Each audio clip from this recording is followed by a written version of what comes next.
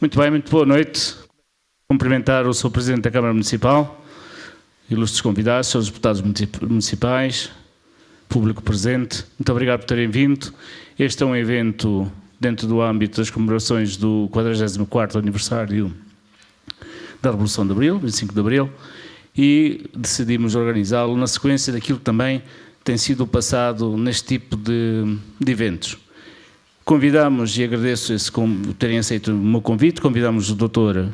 Paulo Teixeira Moraes, o Dr. Fernando Rocha Andrade, o Dr. António Carlos Monteiro, o Dr. Sebastião Bugalho, para esta noite partilhar connosco aquilo que é o tema do sistema democrático, a necessidade da sua reforma, consequências, oportunidade, enfim, discutir aquilo que a liberdade nos trouxe e que através do tempo ela tem conseguido alterar aquilo que é o entendimento do nosso sistema democrático.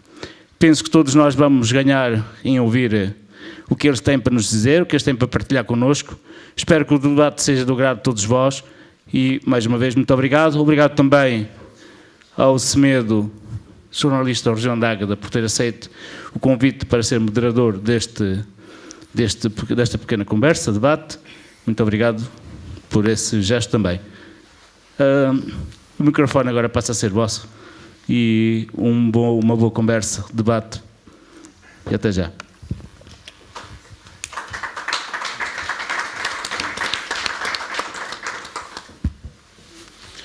Então, boa noite. Obrigado pela vossa presença, obrigado por terem aceito o convite. Uma breve apresentação inicial. Paulo Moraes, 54 anos, docente universitário, preside a Frente Cívica, Associação de Intervenção Cívica, fundada em 2016, foi vereador da Câmara do Porto e foi candidato independente às eleições presidenciais. Fernando Rocha Andrade, 47 anos, deputado do PS, eleito por Aveiro, docente universitário na área das Ciências Jurídicas e Económicas, foi secretário de Estado dos Assuntos Fiscais.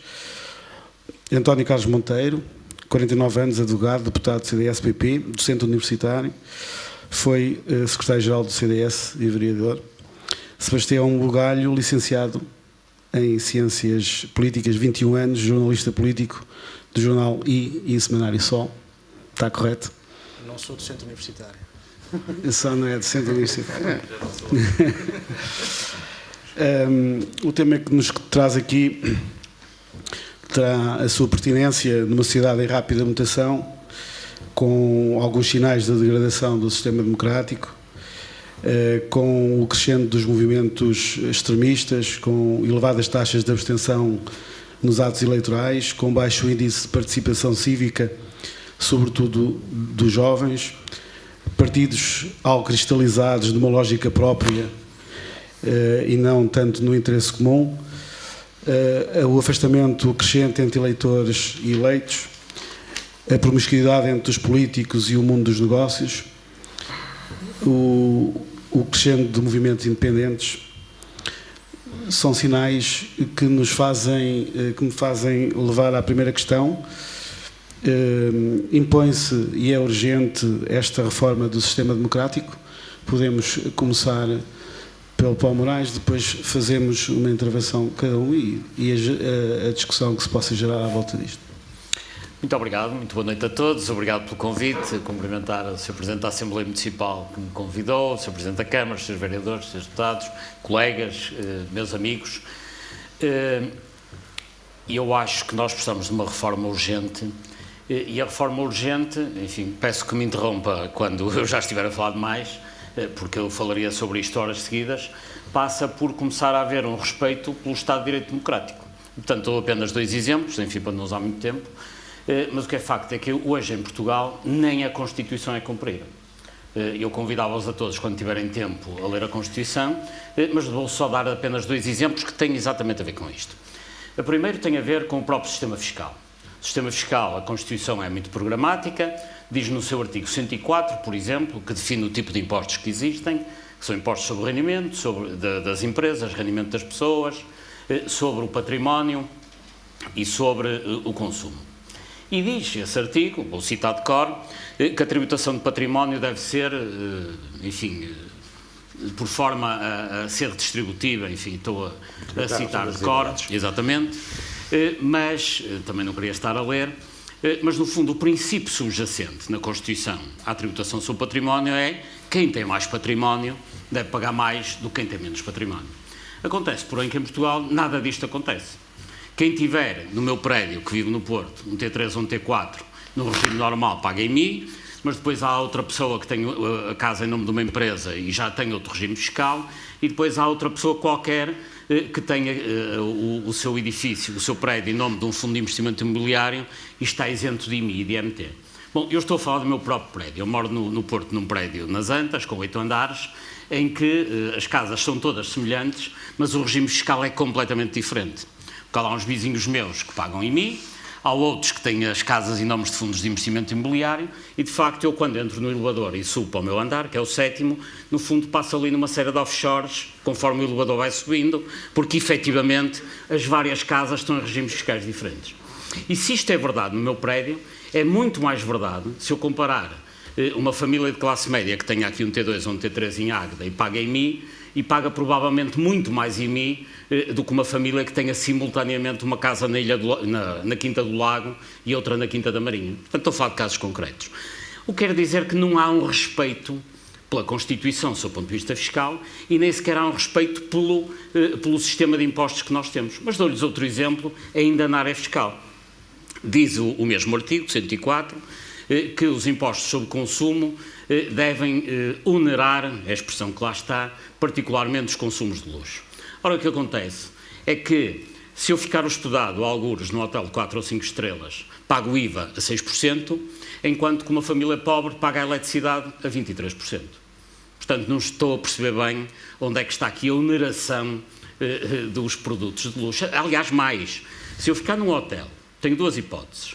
Ou tomo um pequeno almoço no hotel e pago o IVA a 6%, ou atravesso a rua, vou tomar um pequeno almoço num café e vou pagar o IVA num outro sistema qualquer. Portanto, o desrespeito pela lei, a começar pela lei fundamental, é sistemático. Mas agora deixe-me dar outro exemplo, e acabo em 2 minutos, que tem tudo a ver com a reformulação do próprio sistema eleitoral, que é uma peça-chave do sistema democrático.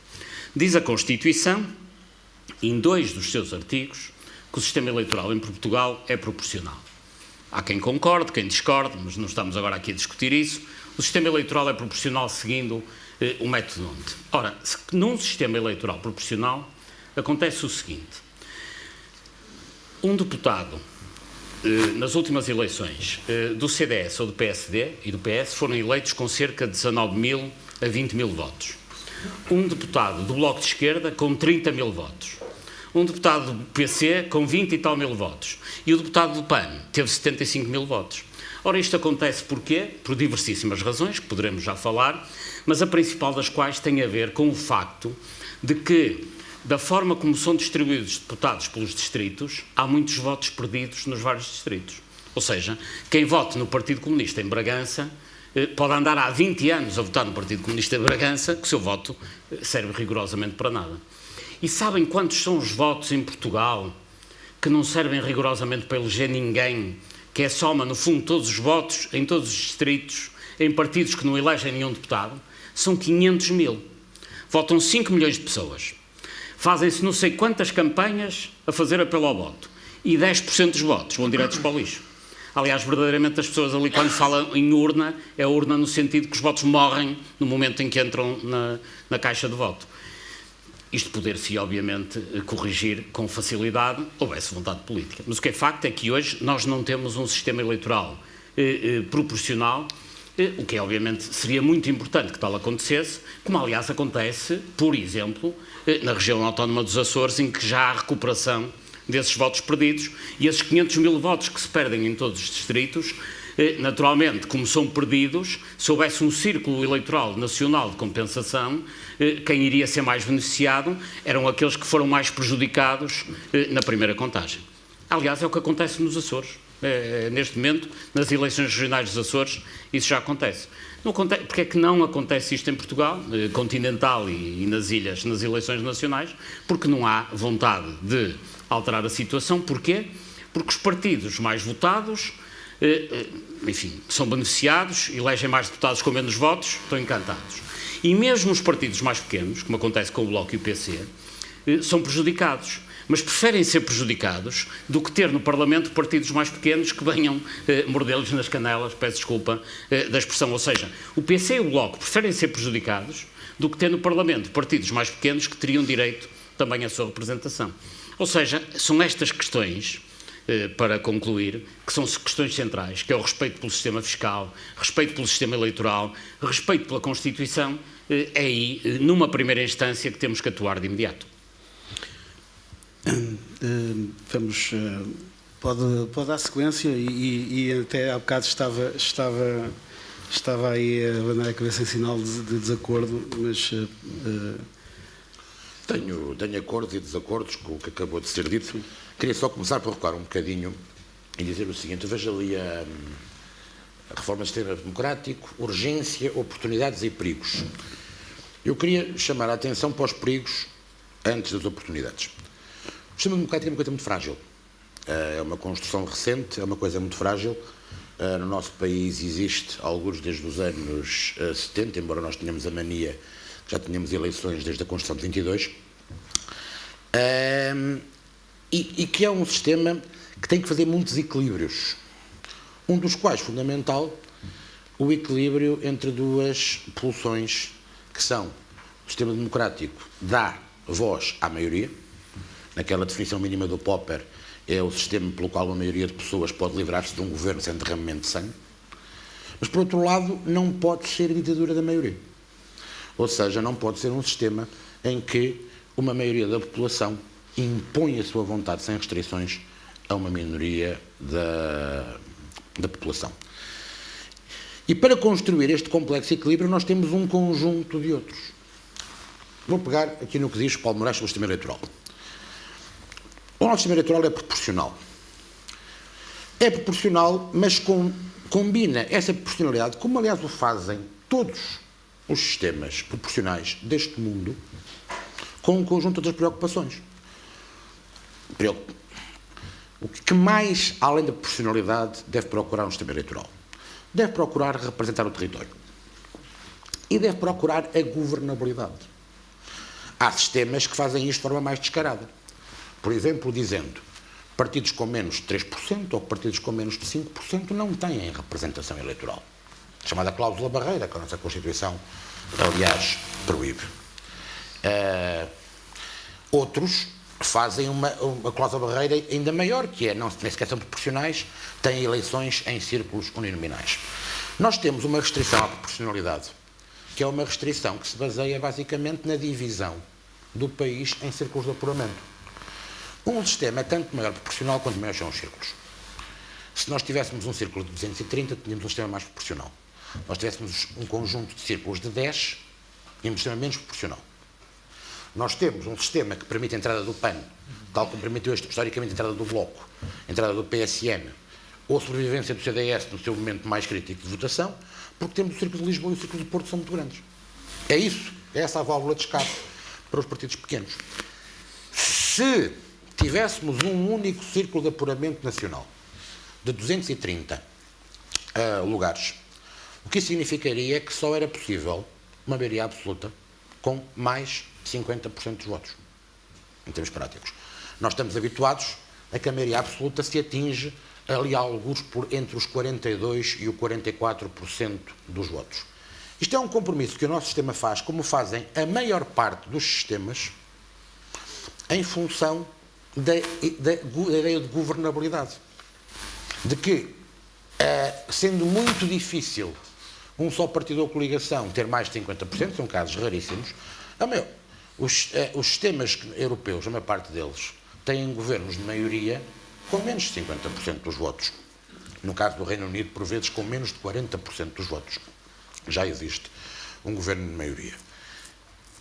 É assim, nós podemos dizer, a proporcionalidade é sagrada e, portanto, tínhamos que ter o máximo de proporcionalidade.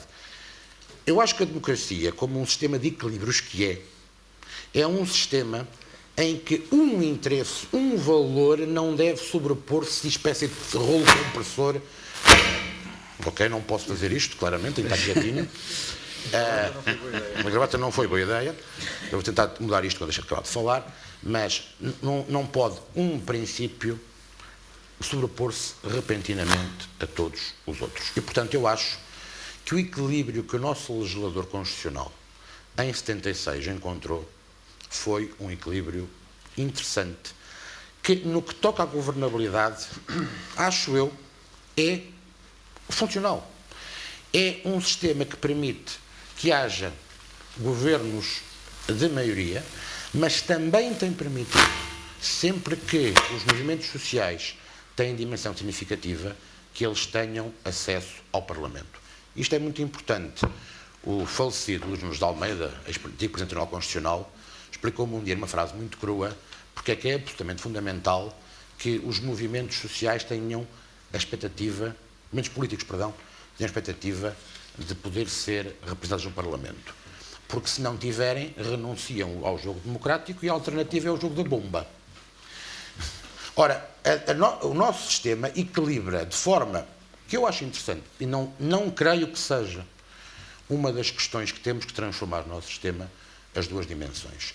A representação dos movimentos políticos que em Portugal atingem uma dimensão significativa, equilibrada com a necessidade de assegurar a governabilidade através de maiorias estáveis. Bom, eu teria muito mais para dizer, mas espero poder voltar a esta questão. Vamos continuar. Outras questões.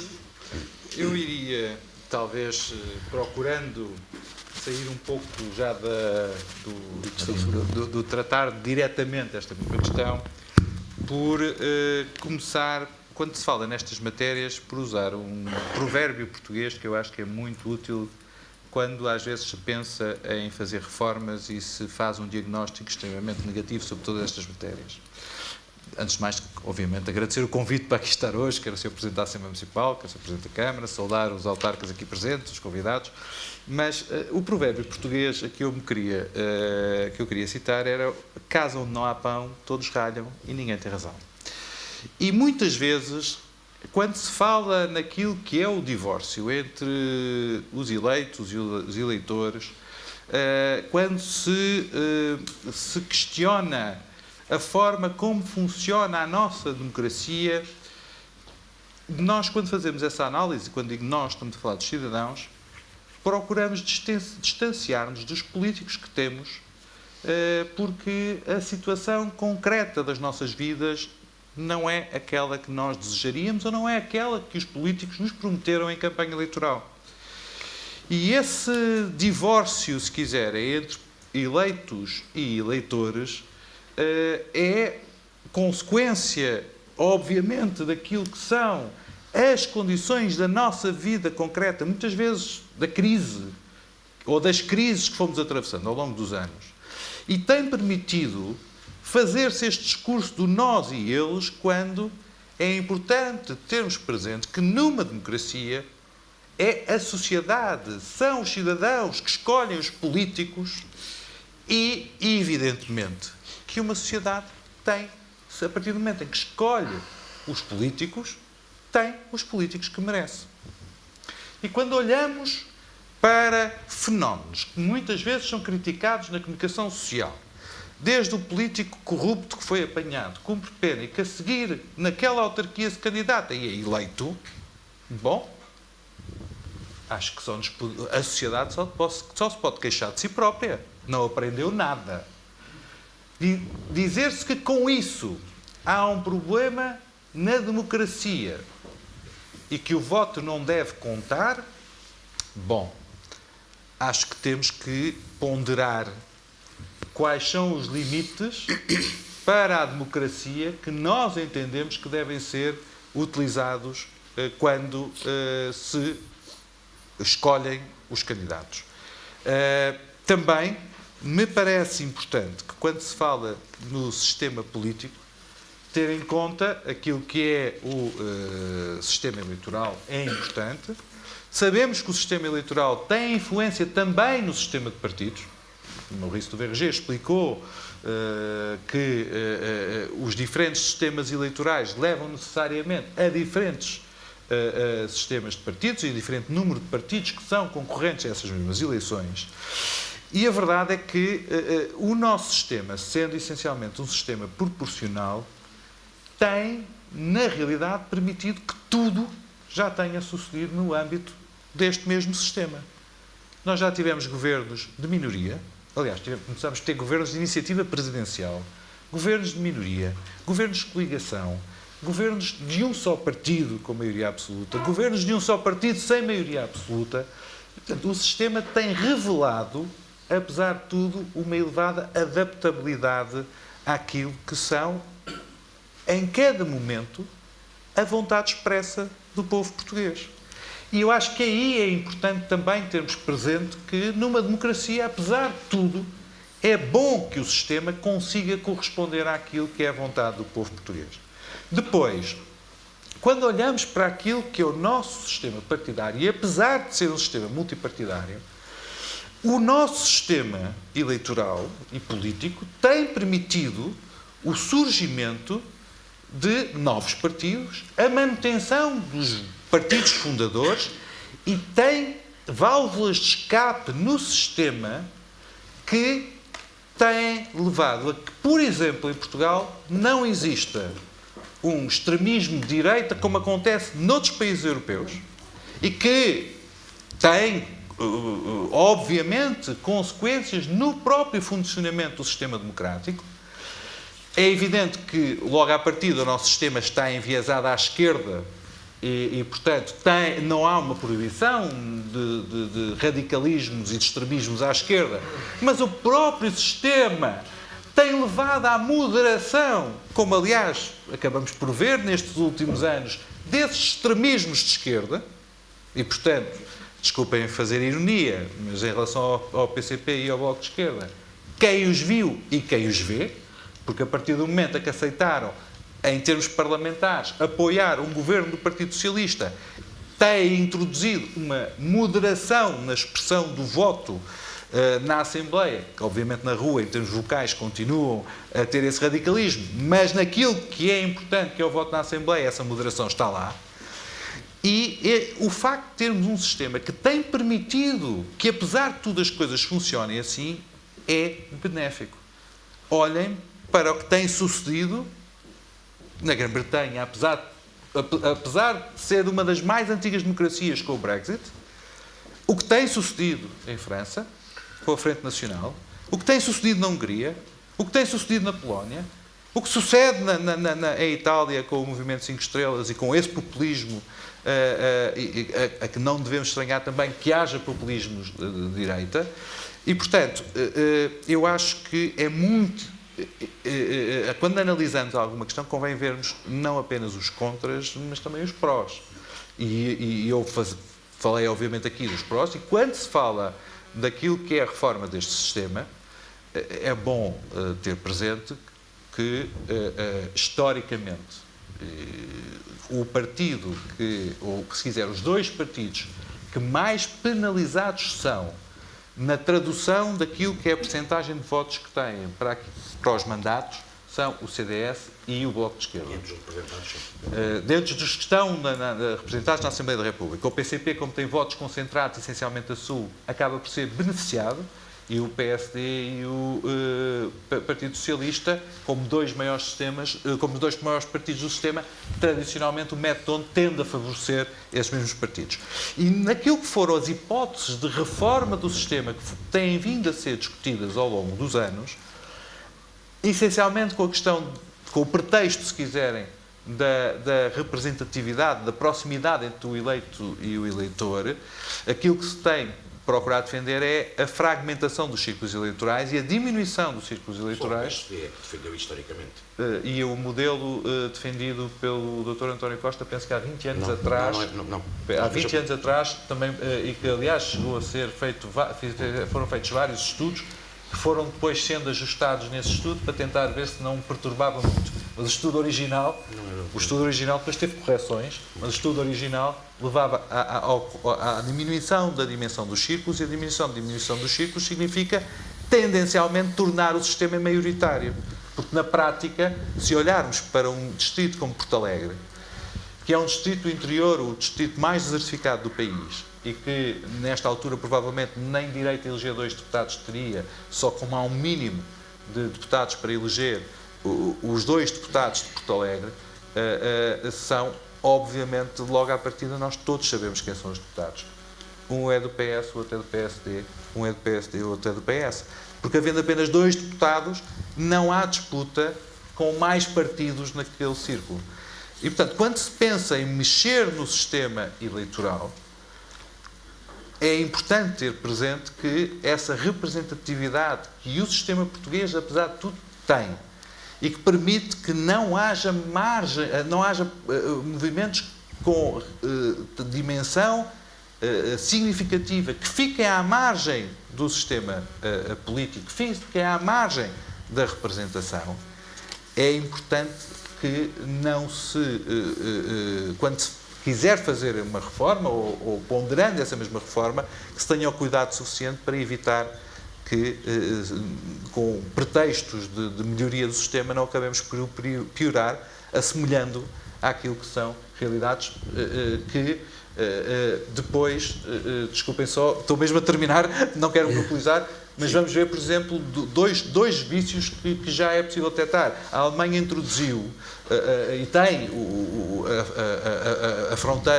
a cláusula barreira em 5%. E o objetivo foi evitar o surgimento de um partido de extrema esquerda ou um partido de extrema direita.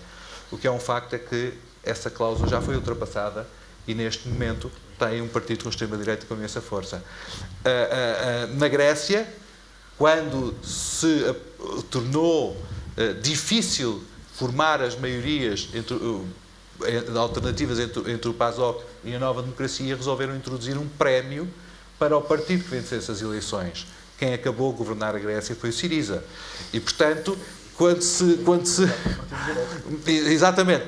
mexe no sistema, procurando introduzir prémios, cláusulas barreiras, muitas vezes o resultado não é aquele que os seus autores desejam, porque o povo tem sempre muito mais força do que os políticos quando tentam cozinhar as coisas nos seus gabinetes. Sr. Bugalho, qual é a sua opinião sobre a urgência, se existe urgência ou não na reforma do sistema? Eu antes de mais, queria agradecer o convite ao Sr. Presidente da Assembleia Municipal da Águeda, Sr. Salvador, a quem agradeço a hospitalidade, ao Sr. Presidente da Câmara também por estar presente, e à Conselhia do Partido Social Democrata da Águeda também agradeço o convite para estar aqui. Antes de mais, queria também dizer que é uma grande honra para mim estar neste painel com estas 3 personalidades, na medida em que, de uma forma ou de outra, como membros do Governo, como deputados ou como vereadores, eles todos serviram o Estado português. E eu nunca servi o Estado português, eu sou jornalista, sempre trabalhei para o setor privado, e em Portugal, como estamos em democracia, não há jornais do Estado ainda, ou nunca houve. Já houve.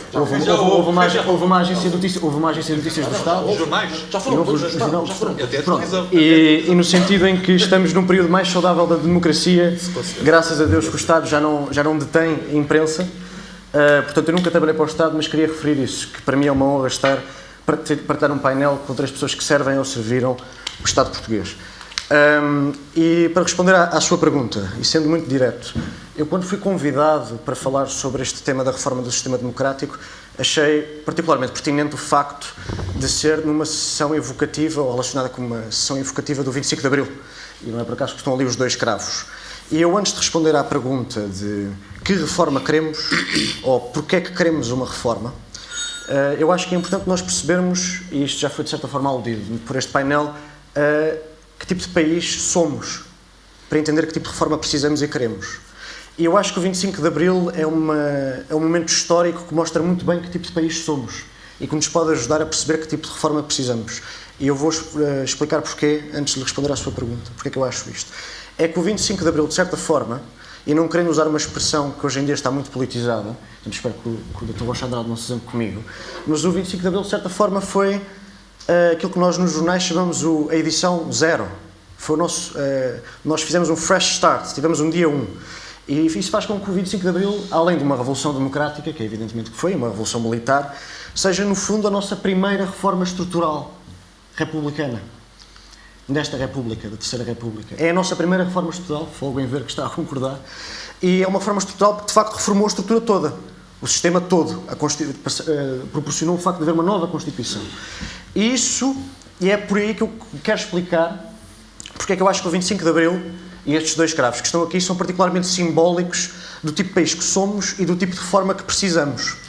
É porque o 25 de Abril, e agora vou despolitizar um pouco a conversa, o 25 de Abril é uma revolução militar em que os tanques pararam no semáforo, em que os mortos não foram mortos de guerrilha, não foi uma revolução que não deu em guerra civil, foi uma revolução democrática e verdadeiramente democratizante, o que faz com que todas as pessoas que estejam nesta mesa não neguem Abril.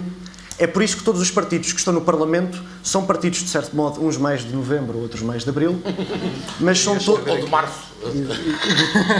É verdade, e outros de março, que apoiam o atual governo, mas nesse sentido, aquilo que faz com que todos os partidos do Parlamento e com que as pessoas todas que estão neste painel, e se Deus quiser nesta sala, sejam partidos e cidadãos de Abril, é porque, voltando à história do 25 de Abril ser a nossa primeira reforma estrutural, é que normalmente as reformas são feitas para nos dar alguma coisa. Nós, quando fazemos esta pergunta, nós pensamos, nós vamos fazer uma reforma estrutural porque falta qualquer coisa, temos que corrigir qualquer coisa, há qualquer coisa que devia haver e não há.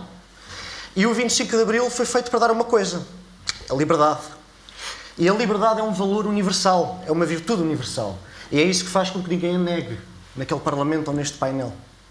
Porque há dois tipos, historicamente, na filosofia política, há dois tipos de revolução. Nós temos as revoluções conservadoras, que são feitas para realojar direitos. Aconteceu, por exemplo, com a Revolução Americana, em que os direitos, por exemplo, de tarifa foram dos britânicos para os recém-criados cidadãos americanos. E há as revoluções progressistas, que são as revoluções que, em vez de realojarem os direitos de uma facção para a outra, dos ingleses para os americanos na independência americana, são revoluções que criam novos direitos. E o caso do 25 de Abril é um caso evidente de criação de direitos, porque a liberdade não estava instituída nem em prática. E isso faz com que esta revolução, esta nossa primeira reforma estrutural, seja universal. Todos concordamos com ela, porque para concordar ou discordar, todos precisamos de liberdade. A liberdade é o único valor que não anula o outro valor, porque nós podemos discordar de todos os valores, menos da liberdade, porque usamos da liberdade para concordar e para discordar. E isso universaliza o 25 de Abril como primeira reforma estrutural. E é nesse sentido que eu acho que devemos olhar para ele antes de falarmos de qualquer reforma ao atual sistema. Porque já falámos aqui da flexibilidade desse sistema, já falámos aqui da durabilidade, ainda que dentro de um quadro de juventude desse sistema, mas eu acho que aquilo que o 25 de Abril melhor prova é que nós somos um povo, nós somos um país gradualista. Nós não gostamos de mudanças drásticas ou violentas. Nós gostamos de fazer as coisas devagarinho e bem. Nós gostamos de uma reforma em que nós saibamos que a cada ponto dessa reforma, caso ela esteja a correr bem, é possível recuar. E essa é uma boa maneira de pensar a reforma do sistema político, dentro de um quadro de gradualismo. E é essa a proposta que eu faço depois para a pergunta seguinte, em que responderei nessa lógica de gradualismo, para tentarmos perceber, e deixo apenas duas provocações a duas coisas que foram ditas neste painel. A primeira é que não concordo com o otimismo do meu amigo, que já entrevistei, o Dr. António Carlos Monteiro, sobre o facto de Portugal não ter um partido de extrema-direita. Eu acho que não tem tanto a ver com as benesses do nosso sistema democrático, eu acho que tem mais a ver com a sorte geográfica de Portugal, porque se nós tivéssemos um fluxo de refugiados similar ao de outros países, nós já teríamos tido um problema de ascensão populista que os outros países mediterrâneos têm. Ou seja, nós temos a sorte de ser um país mediterrâneo que não tem mar Mediterrâneo. É esse paradoxo. E isso faz com que, além do bom... Somos mais pobres e eles tentam fogem de cá mal podem.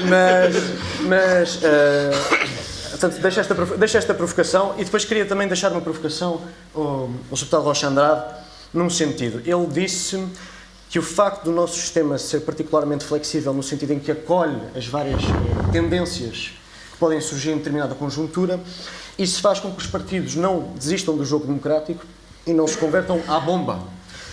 Nós hoje em dia não diríamos bomba, porque já passámos um bocadinho essa fase, graças a Deus, mas diríamos à rua, não é? Ao sentido de plataforma de protesto em vez de plataforma parlamentar do jogo democrático. Eu acho que há aí um problema nesse tipo de divisão entre partidos que aceitam mesmo, para concluir, eu acho que há um problema nesse tipo de divisão entre partidos que respeitam o jogo democrático e partidos que não respeitam o jogo democrático, portanto, os partidos que o seu professor dizia como os partidos da bomba. Porque eu acho que Portugal, e para mim esse é o maior problema do sistema contemporâneo democrático, eu acho que Portugal tem um problema.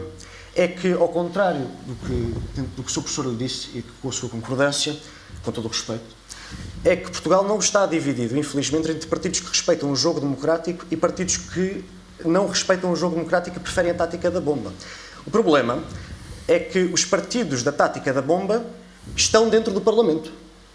E não querendo dramatizar, o Sr. Professor citou Popper. Popper também escreveu o Paradoxo da Tolerância. E o Paradoxo da Tolerância diz-nos que quando nós somos excessivamente tolerantes aos intolerantes, deixamos de poder ser tolerantes porque acabamos aniquilados por aqueles que são intolerantes, mas que mereceram a nossa tolerância. E isso é um problema, porque hoje em dia no Parlamento há deputados, por exemplo, do Partido Comunista, que dizem que a Assembleia da República é uma prisão de que os libertarmos. E é esse problema de fusão entre aqueles que preferem o jogo democrático e aqueles que o negam na mesma casa, do meu ponto de vista, não beneficia essa casa. E essa casa chama-se Assembleia da República. E pronto, espero ouvir a sua resposta com todo o interesse. Muito obrigado. Se quiser... Bom,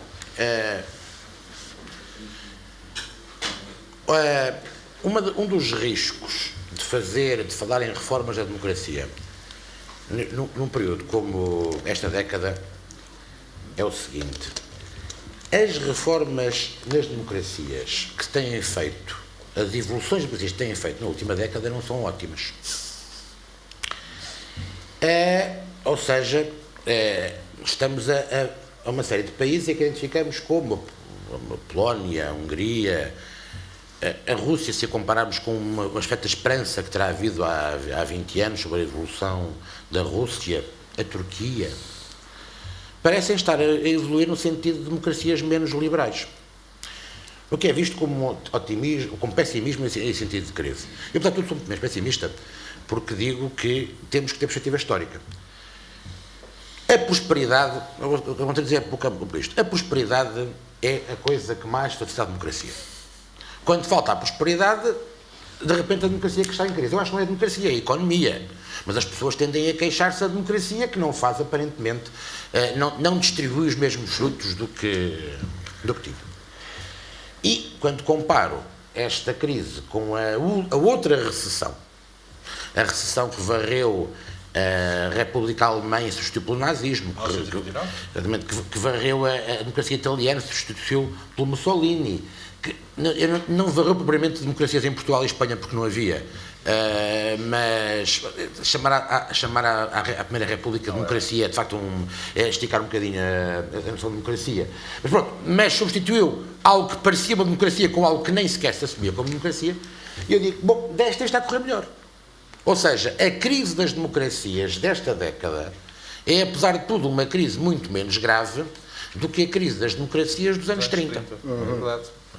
Segundo, as democracias neste momento nem sequer enfrentam uma ideologia concorrente.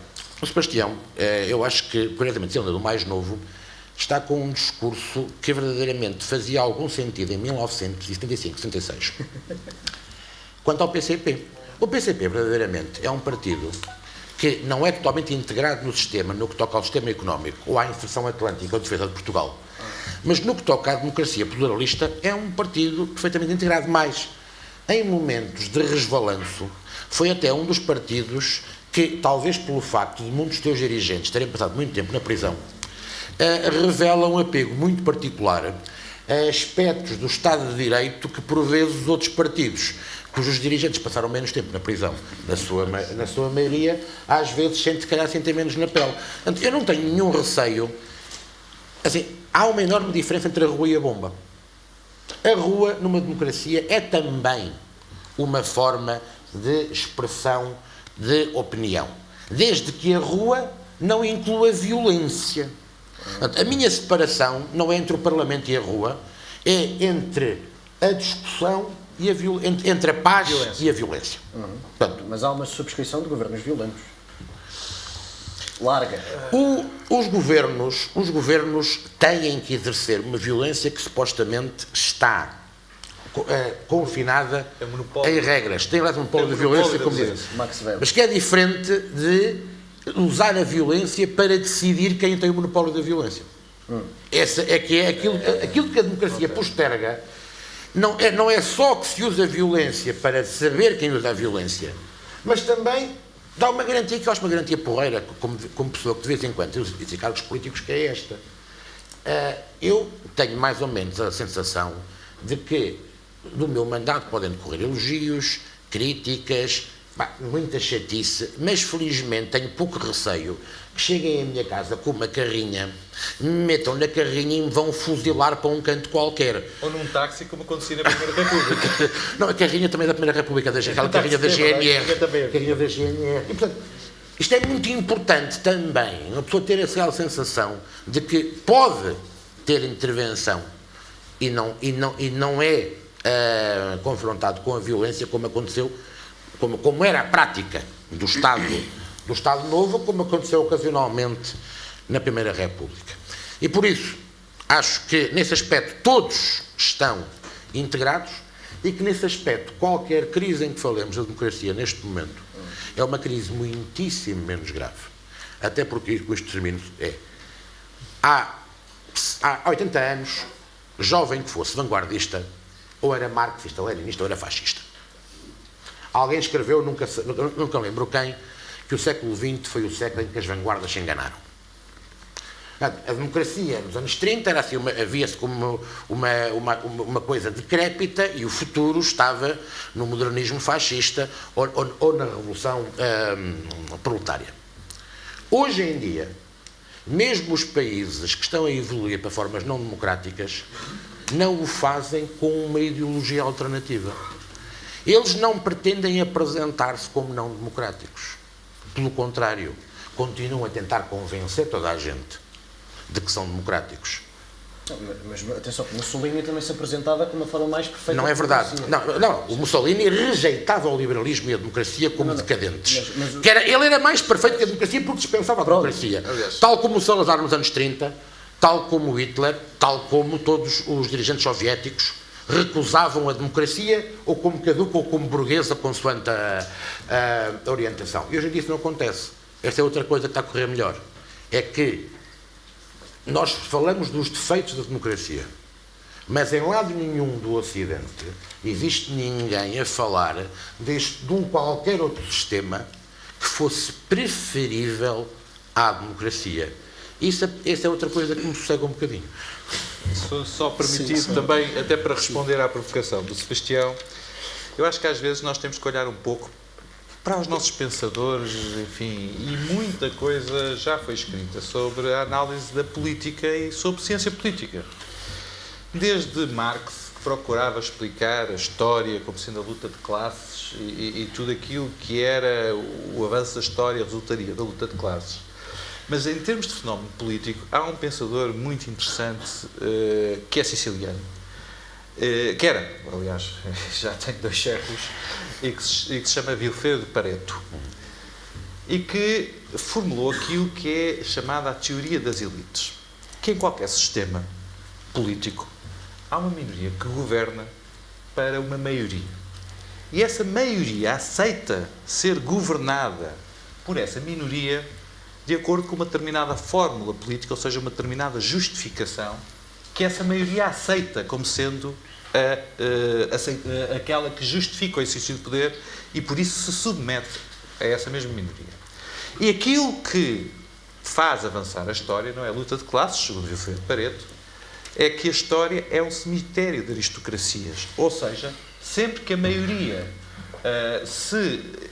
deixa de aceitar a fórmula que justifica o exercício do poder da minoria, derruba essa aristocracia, essa minoria, e arranja outra minoria para governar. Mas houve uma evolução nesse pensamento, e nomeadamente com os neomaquiavélicos, muitos deles, aliás, que vieram inicialmente do pensamento marxista, muitos norte-americanos, que deram, aliás, alguns deles em neoliberais, mas isso é da história também, e que vieram fazer a análise e dizer que não era exatamente assim. Que nessa minoria também há a minoria que governa, a minoria governante e a minoria não governante. E que quem efetivamente derruba é a minoria e a maioria, ou aceita a fórmula da minoria não governante e aceita derrubar a minoria governante, ou não, e mantém-se essa mesma minoria. E depois, na evolução desse mesmo pensamento, chegou-se a uma análise interessante, que é Se a minoria governante se torna demasiado rígida e não permite a sua renovação e a minoria não governante passe também a ser governante, esse é o primeiro traço que leva a que ela própria se autodestrua porque se deixa derrubar. E por isso é que depois Ramon Aron vem dizer que a democracia é o sistema, apesar de tudo, mais perfeito de todos. Porquê? Porque permite a renovação entre a minoria não governante, a elite governante e a não governante, sem derramamento de sangue. E, portanto, quando se olha para o sistema político português, aquilo que nós percebemos é que, independentemente de todos os problemas que nós já fomos tendo ao longo da nossa história recente, foi possível encontrar válvulas de escape nesse mesmo sistema que, desde o 25 de novembro, e é bom saudar aquilo que foi o momento efetivamente fundador de uma democracia, da democracia portuguesa, da democracia pluralista, como nós a entendemos, porque determinou o fim do PREC e a tentativa de uma minoria não governante passar, ou aliás, na altura governante, segurar esse mesmo poder, apesar da maioria não ter essa vontade que essa minoria cesse o poder. E, portanto, a partir do 25 de novembro foi possível que todas as substituições de poder se dessem sem ruptura. E aí, é verdade que nós não temos um partido de extrema-direita, não é pela nossa periferia. É porque, independentemente dos problemas que o país tem atravessado, seja à esquerda, seja à direita ou seja ao centro, foi possível que fossem verbalizadas propostas, soluções que correspondessem àquilo que eram os dramas que as pessoas sentiam na sua vida. O tema da imigração já foi abordado por partidos de direita, nomeadamente pelo próprio CDS. O tema do desemprego foi abordado por partidos de esquerda, também por partidos de direita. E são esses dois componentes que, muitas vezes, naquela tal casa onde não há pão, levam a que depois surjam esses movimentos mais radicais. E, portanto, apesar de tudo, o sistema tem permitido isto. As mexidas que temos visto serem feitas noutros sistemas eleitorais têm tido resultados perversos e, portanto, evidentemente que poderemos sempre melhorar, ponderar, e agora acho que temos que fazer a análise das vantagens e desvantagens das mexidas no sistema eleitoral, de modo a que estejamos bem conscientes das opções que estamos a tomar quando eventualmente as tomarmos. Paulo Moraes, eu não sei se quer falar sobre isto. Queria só dar uma pequena nota sobre o sistema eleitoral, pequeníssima para concluir, e que é, eu não propus, como aliás todos perceberam, uma mudança do sistema eleitoral, não. Propus a manutenção do sistema eleitoral, tornando-o proporcional, como aliás foi feito justamente nos Açores. Eu tive uma certa esperança quando Carlos César, que foi o autor da mudança nos Açores, chegou a líder parlamentar do PS, que fizesse essa mudança. Bastava tão só pegar nos 500 mil votos que vão para o lixo e dar-lhes representatividade eleitoral. Porque, do meu ponto de vista, não é justo, não é correto, não é aceitável que, a partir do momento em que há deputados do PS e do PSD e do CDS que foram eleitos com 20 mil votos, que haja partidos como o LIVRE, como o PDR, como o MRPP, que, tendo 40 e tal mil votos, não tenham representatividade eleitoral. Acho que é uma incongruência. Portanto, é isto que está apenas em questão, é uma afinação, porque eu não acho que o LIVRE deva ir para o Parlamento como um prémio ou um favor que se lhe faça. Agora, se eles têm 30 e tal mil votos e há deputados que no Parlamento representam 20 mil, por uma área de razão eles deveriam ter representação.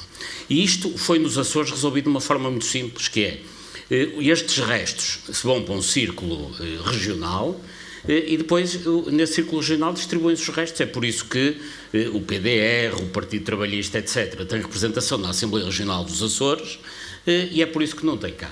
E eu confesso que eu sentiria uma grande frustração se fosse eleitor do CDS e votasse em Porto Alegre e nunca conseguisse eleger. Portanto, vou de 4 em 4 anos às urnas, para votar no CDS. E a mesma coisa acontece com o Bloco de Esquerda em Bragança. Então, de 4 em 4 anos, eu vou às urnas sabendo que o meu voto vai direitinho para o lixo. Também acontece com o CDS em Bragança. E com o Bloco de Esquerda de Porto Alegre.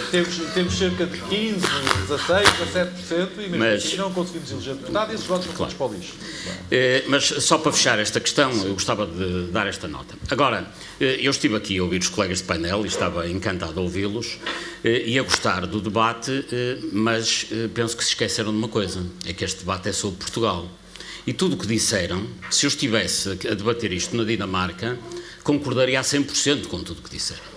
O problema é que nós estamos em Portugal, onde já há uma tradição de 150 anos, não é de 40, é de 150 anos, de eleições sucessivas, em que as populações, os eleitores vão votar, e os mandatários do poder popular, durante aquele mandato, esquecem-se que são mandatários do poder popular e exercem o poder como bem entendem. Isto por duas razões. Em primeiro lugar, porque, dito de outra maneira, uma democracia só é autêntica se, além de ser uma democracia representativa, a justiça funcionar por forma a evitar que as maiorias cometam arbitrariedades no exercício do poder, nomeadamente sobre as minorias. De acordo. Quando o sistema de justiça não funciona, esta condição não se verifica. E depois há uma outra condição, que é, tem que haver uma participação cívica que escrutine em permanência o poder político. Aliás, Tocqueville, quando visita a América, justamente na democracia da América, há um momento em que ele diz o poder local é a escola primária da democracia. E ele, apesar de ter ido à América por questões constitucionais, ficou muito admirado pela forte participação que é, nos Estados Unidos, tudo se discutia. Que árvores, e aliás ainda hoje se discute, quando se põe árvores numa avenida, há um debate na televisão local para decidir se são álamos ou plátanos, ou seja o que for. E, portanto, há uma permanente discussão e participação que em Portugal também não existe, pelas mais diversas razões. Mas penso que a participação cívica é baixa em Portugal, penso que não carece de demonstração. E a juntar a isto, e portanto a nossa democracia está manca, porque a justiça não tem funcionado no controle do poder político, e a participação cívica é quase nula, então os políticos eleitos, em vez de se assumirem como mandatários do poder popular, assumem-se como mandantes de um poder que efetivamente não lhes pertencem. Isto é transversal a todos os partidos e acontece com toda a gente. Eu próprio já exerci funções políticas e o que é facto é que quando uma pessoa é eleita para um mandato de 4 anos, ou 5, ou o que for, ao fim de 6 meses a relação com o eleitorado que nos elegeu já é completamente distante. Se somarmos a isto, e aqui é que eu trago à discussão a 2018, 25 de Abril em 2018, nós temos assistido nos últimos anos a um domínio da corrupção sobre a vida política que faz com que sucessivamente o dinheiro dos nossos impostos ou vai para os bancos, ou vai para as parcerias público-privadas, ou vai para aqui ou vai para ali, e o resultado está à vista. Não está muito à vista, muitas vezes, nos média, mas o que é facto, e enfim, todos aqui na sala têm amigos e conhecem muita gente, nós em Portugal temos 2 milhões de pobres. Em 10 milhões de habitantes, há 2 milhões de pessoas a viver com menos de 411 euros per capita mês. E já agora deixem-me dizer-lhes, e há mais 27% que, apesar de não serem pobres, só não são pobres porque têm benefício de uma qualquer condição social. Ou têm o rendimento social de inserção, ou o complemento solidário de idosos, ou uma cantina social, ou um apoio num lar de terceira idade. O que quer dizer que metade da população não é financeira e economicamente autónoma. E, portanto, obviamente também não tem capacidade de participação democrática, porque as pessoas que não têm capacidade financeira não têm capacidade de intervenção social e muito menos capacidade de intervenção política. E por isso, ao mesmo tempo que isto acontece, e ao mesmo tempo que vão dezenas de milhões para a banca, e em que isto acontece permanentemente. Só para lhes falar do orçamento de 2018, para não estar a enchê-los de números, peço desculpa da maçada, no orçamento de 2018, está aqui o especialista, peço até desculpa do que vou dizer, a despesa direta do Estado é de 66 mil milhões de euros. Mais de 10% são despesas extraordinárias, que passam completamente à margem daquilo que os cidadãos se apercebem. E quais são as despesas extraordinárias? Os 6,7 mil milhões de euros em 2018, o ano em que estamos aqui a conversar. São 850 milhões que foram para o Fundo de Resolução, nomeadamente para o novo banco. Apesar de, em 2014, já lá vão 4 anos, nos terem prometido que as transferências do Estado para o Fundo de Resolução eram uma vez sem exceção em 2014 e depois iria haver devolução. Depois estamos em 2018 e estão no Orçamento de Estado 850 milhões para o Fundo de Resolução. E mais isto, e mais participações, 2,5 mil milhões para participações sociais, e vamos ver onde é que elas vão ter. Bom, mas isto, apesar de tudo, estamos a falar do Orçamento de 2018, mas vamos falar do Orçamento de 2017, da execução. Em 2017, Portugal foi um país que fez algo que eu acho criminoso sob o ponto de vista económico, que é meteu 5 mil milhões de euros na Caixa Geral de Depósitos, depois de haver documentos internos da Caixa Geral de Depósitos a dizer que não era preciso aumento de capital, portanto, relatórios internos assinados pelo Presidente da Comissão da Auditoria e por toda a Auditoria, que era, aliás, o professor Paz Ferreira, havia documentos de 2016 a dizer que não havia necessidade de aumento de capital, porque os rácios, aqueles Cortier 4, estava tudo direitinho, e durante 2017 meteram lá 5 mil milhões. E o que é que são 5 mil milhões? 5 mil milhões dá para fazer 300 hospitais.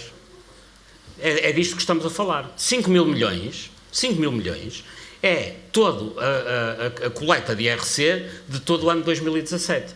Portanto, os seus empresários que estão aqui na sala e que pagaram IRC, fiquem a saber que todo o IRC que pagaram em 2017 foi direitinho para tapar o buraco da corrupção da Caixa Geral de Depósitos. O que é particularmente dramático? É dramático que nós estamos a pagar isto tudo e é dramático já andarmos nesta brincadeira há mais de 100 anos. Porque, já agora deixem-me falar de outro banco, um banco chamado Crédito Predial, que tem tudo a ver com a história atual. O Crédito Predial foi constituído em 1860 e qualquer coisa. Era um banco cujo objetivo, à semelhança do que acontecia em França, era financiar empreendimentos mobiliários, portanto, rústicos ou urbanos. Portanto, foi para isso que foi constituído. Ao fim de alguns anos, poucos, o crédito predial já só financiava políticos. Portanto, 70 e tal % do crédito ia para políticos, câmaras e não sei o quê, e o dinheiro desapareceu. Mas isto é uma particularidade, mas é uma particularidade mais interessante que tem a ver com os dias de hoje. O crédito predial, em 1900, nos primeiros anos, antes da queda da monarquia, tinha sempre, portanto, teve um primeiro governador que foi o Duque d'Ávila, que digamos que era uma eminência da época, mas depois o Duque d'Ávila morreu e alternavam como governadores do crédito predial duas pessoas, que era o Fontes Pereira de Melo, dirigente do Partido Regenerador, e o Luciano de Castro, dirigente, presidente do Partido Progressista. Quando se fala na história do rotativismo, que era, eles trocavam o governo entre Partido Regenerador e Progressista, o rotativismo não era só no governo, era também no crédito predial. Portanto, quando um era presidente do governo, o outro estava como governador do crédito predial. E vice-versa. Porquê?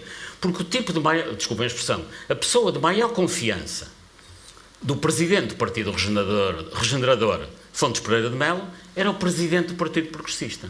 Moral da história, chegamos a 1910 e o que é que aconteceu? Fazem uma auditoria, havia um desfalque gigantesco de 60 contos. Não sei se imaginam, de 60 contos na altura, era um dinheirão, aliás, caiu um governo, o governo Bega Beirão, por causa disto. Depois do governo cair, fizeram nova auditoria e o desfalque não era de 60 contos, era de 800 contos. Portanto, era 13 vezes superior. Bom, e depois houve ali uma grande confusão, inclusivamente o próprio rei Dom Carlos andava a gastar dinheiro que não tinha no orçamento e caiu a República e tivemos o 1910, 5 de outubro. Porquê é que eu trago isto aqui?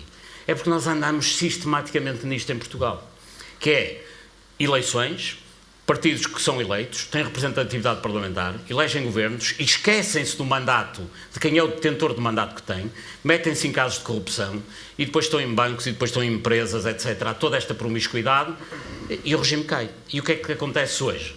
Provavelmente estamos numa situação muito parecida. É evidente que não vai haver um regicídio, nem vão matar o rei nem o presidente, mas o que é facto é que nós já era tempo de sair deste ciclo vicioso. Porque aos mesmos 100 anos, em 1900 e tal, os suecos eram um povo atrasado. E hoje estão onde estão, porque conseguiram sair desse ciclo vicioso. É que nós passamos nesse ciclo vicioso em que a população, num regime democrático, elege políticos que depois se deixam envolver nestes sistemas, o poder económico toma conta da política, a corrupção domina o sistema e o desenvolvimento não aparece. Sebastião Bugalho, não sei só se quer, mas eu gostaria de colocar uma questão, independentemente de podermos dar continuidade. Essa, de facto, não é filho de 25 de Abril, porque nós vivemos nessa altura e até as próprias lideranças dos partidos eram pessoas que vinham da sociedade e que tinham... Hoje não, hoje são pessoas que crescem dentro dos próprios partidos e não estão tão ligadas à sociedade. Penso eu que isso pode ou não refletir alguma menor, digamos, abertura dos partidos ou os partidos hoje serem entidades mais fechadas do que eram há uns anos. Mas, fundamentalmente, e pegando nisto, se hoje os agentes partidários refletem mais a lógica dos partidos e o interesse dos partidos, que são os pilares da democracia e, portanto, os grandes agentes da democracia, ou se são hoje, digamos, refletem os interesses dos cidadãos e das comunidades. Bem, só acrescentar uma coisa, eu respondo-lhe à pergunta imediatamente. Só acrescentar uma pequena coisinha ao que o Dr. Paulo Moraes disse, que é, além de toda a promiscuidade e todos os factos que elencou acerca da Caixa Geral de Depósitos, convém também dizer que nesta legislatura houve uma comissão de inquérito precisamente para investigar. Uma proposta de comissão de inquérito precisamente para investigar. 2 comissões de inquérito. Isso mesmo, e que a continuidade dos trabalhos precisamente para apurar a verdade foi chumbada por partidos daquela Assembleia da República. Acho que isso também é relevante e ajuda a responder um pouco à sua pergunta sobre se os partidos políticos realmente representam os interesses, digamos, da sociedade. Eu, como sou da sociedade, mas estou aqui convidado para um partido político, vou ter que dar uma resposta um bocado ambígua, que é para não ser mal educado. Mas falando a sério agora, eu não tenho uma visão populista nem demonizada dos partidos políticos. Eu não acho que os partidos políticos em Portugal sejam uma realidade fechada, porque não é assim tão difícil entrar num partido, não é assim tão difícil chegar a deputado, não é assim tão difícil, sem ofensa, Dr. Rocha Andrade, porque não estou a falar do seu trabalho, mas não é assim tão difícil chegar a secretário de Estado. E podíamos continuar por aí, porque não é assim tão difícil, porque não é preciso ser muito bom. Não é? Porque se eu lhe perguntar mais de 10 deputados de determinado partido, vamos dizer, do Partido Socialista, se calhar você é jornalista, sabe, mas aqui na sala talvez 20 pessoas saibam. Vamos ali ao meio da rua e eu pergunto-lhe mais de 10 deputados. Esta sala é representativa. Certo, mas vamos ali, iríamos ao meio da Águeda, sem estar lado a lado, que o Sr. Presidente, por acaso o Sr. Presidente da Câmara também não é uma figura do establishment partidário, mas se eu for para o meio da rua da Águeda e perguntar a um jovem da minha idade, diz-me 10 deputados do PSD, não sabe, mais de 10 deputados, e eles são 89. Mais de 10 deputados do Partido Socialista, que não sejam membros do Governo, não sabe. Eles são 86. No CDS é mais fácil, como são poucos, mostram-se mais, não é? Mas o que eu quero dizer com isto é, os partidos não são uma realidade fechada. Os interesses dos partidos é que podem ser uma realidade fechada. As agendas dos partidos, os programas dos partidos é que podem ser uma realidade fechada. Isto tem causas algo diversas e também suscita um problema da alternância. Nós, ao jantar, falámos de uma coisa e o Dr. Rocha Andrade vai-me responder com um argumento muito plausível e factual do ponto de vista económico, que eu não vou rebater porque a minha formação não é económica, e se ele quiser dizer de seguida, faz favor. Mas eu acho que há um problema que tem muito a ver também com a necessidade de reforma que aqui estamos a falar neste painel. Que é, nós quando olhamos para os dois governos, o atual e o anterior, nós vemos semelhanças de discurso bastante evidentes. Nós vemos semelhanças nos meios, nós vemos semelhanças nos objetivos, e isto tem muito a ver com o facto de nós pertencermos à União Europeia. Nós vemos os primeiros-ministros a falar da mesma coisa. Nós vemos-los a falar da necessidade de aumentar as exportações, nós vemos a falar, tanto Passos Coelho como António Costa, a falar da necessidade de aumentar as exportações, investimento privado estrangeiro, de reduzir o déficit, de reduzir a dívida pública. A lenga-lenga é a mesma. E a lenga-lenga é a mesma por uma razão muito simples, e eu não discordo da lenga-lenga, atenção. Eu não estou a dizer que a lenga-lenga está errada. Eu estou a dizer que ela é a mesma. E o facto dela ser a mesma prejudica a alternância democrática. Porquê? Porque quando nós estamos em governo a dizer uma coisa e está a resultar, e isto aconteceu com os dois, porque os dois ganharam eleições, é preciso dizer isso. Mas quando nós estamos a dizer a mesma coisa é muito difícil para a oposição, porque a oposição não se consegue diferenciar. Um dos grandes problemas do Partido Socialista em 2015, que também é o mesmo problema do Partido Social Democrata agora, é que eles não podem dizer, nós não concordamos com a vossa estratégia. Nós não podemos dizer que nós somos contra aquilo que vocês estão a dizer todos os dias. Eu não posso dizer, se estiver na oposição a este governo, que sou contra acabar com o déficit ou que sou contra reduzir a dívida. Porque nós somos todos a favor disso. Nós somos todos a favor de mais exportações, somos todos a favor de mais investimento privado estrangeiro, apesar de sermos apoiados pelo PCP, e nós somos todos a favor deste conjunto de prioridades. Porquê é que isto é problemático sendo bom? é porque estamos todos a dizer a mesma coisa, estando em governo ou estando na oposição. Isto prejudica a alternância, porque nós não nos conseguimos diferenciar. Como é que o eleitor vai saber que a oposição, tanto o PS em 2015 quanto o PSD agora, o PSD e o CDS, vamos dizer que são melhores do que quem está a exercer o poder, estamos a dizer a mesma coisa. A capacidade de diferenciação dos partidos é aquilo que faz com que o eleitor os escolha ou os prefira. É a diferença entre ter mais um voto ou menos um voto. É a diferença entre ser poder ou não. E podemos nos deixar de ilusões, porque aquilo que conta na política é o poder. Ou estamos resumidos a ser partidos de protesto, e aí nunca vamos ser poder, ou vamos ser vereadores, ou vamos estar na oposição e ter uns cargos de assessores para distribuir, ou então queremos ser poder e mudar o país. E isso é para levar a sério. É o caso do PS e do PSD e do CDS. E talvez do Bloco de Esquerda em 2019, não sei, o Dr. Rocha Andrade saberá melhor que eu. Mas, graças a Deus. Mas isto para dizer o quê? Estes partidos que gerem poder têm essa dificuldade em diferenciar-se hoje em dia. E para mim essa é uma das grandes questões do sistema democrático. Porque isso mostra, isso é bastante relevante, por exemplo, em 2019 vai fazer 10 anos em Portugal, não só que o PS ganha umas eleições, mas também vai fazer 10 anos em Portugal que um partido consegue... 10 anos não, é mais, peço desculpa, são 14... em 2005, portanto, são mais do que... São 16. São 13 São 13 desde 2005, dos quais 8,5 salvo erro, são governos do PS. Pronto, mas são 13 anos em Portugal sem uma maioria absoluta. Nós não temos uma maioria absoluta em Portugal... Desde 2009. Desculpa, mas o governo anterior tinha maioria absoluta. Não, um partido. Com um partido só. Com um partido só. A última vez foi em 2005, 2009. Exatamente. Com o engenheiro José Sócrates. Portanto, o que eu estou a dizer é que em Portugal não há um partido, tivemos os tempos do professor Cavaco, e tivemos uma maioria absoluta do engenheiro Sócrates, em que uma só formação política, com um programa que vai a votos solidamente, não é a fusão de um programa em modo de coligação, não é a fusão de um programa com apoio parlamentar, não é a fusão de um programa com uma intervenção externa. Eu estou a falar de um programa que foi a votos e que é posto em prática com uma maioria absoluta. Nós não temos isso desde 2005. O que significa que isso contribui para o déficit de confiança dos eleitores e dos políticos. Porque nós não podemos dizer que vamos fazer uma coisa se depois não temos capacidade para exercer o poder com essa maioria. E aí é que vem a pergunta: que reforma queremos? Porque queremos um sistema político que favoreça essas maiorias absolutas e que favoreça essa plena implementação deste programa que vai a votos? Ou não queremos um sistema que favoreça essas maiorias absolutas, porque um sistema que favorece as maiorias absolutas vai prejudicar os partidos mais pequenos? Essa, é que, do meu ponto de vista, é a primeira pergunta para começar esta discussão. Vamos dar continuidade, mas também esta resposta dá continuidade a um outro problema, que é os centros de decisão estarem muito afastados dos cidadãos e os cidadãos terem a ideia de que as políticas nacionais estão a ser superiormente geridas em alguns aspectos por uma dinâmica europeia. Eu só queria começar por uma premissa que colocou na pergunta que dirigiu ao Sebastião Bugalho, com a qual eu não concordo de todo, porque fez uma comparação entre aquilo que eram os fundadores dos partidos que viriam da sociedade e aquilo que são os atuais dirigentes dos partidos e da política, que teriam nascido dentro dos partidos e, portanto, não estariam ligados à sociedade. E eu gostaria de relembrar aquela frase que eu disse no início, que é: a sociedade escolhe os políticos que quer e, portanto, eu não consigo fazer a distinção entre políticos e sociedades e a sociedade que muitas vezes faz, porque a sociedade tem os políticos que merece, porque é ela que os escolhe. Daí,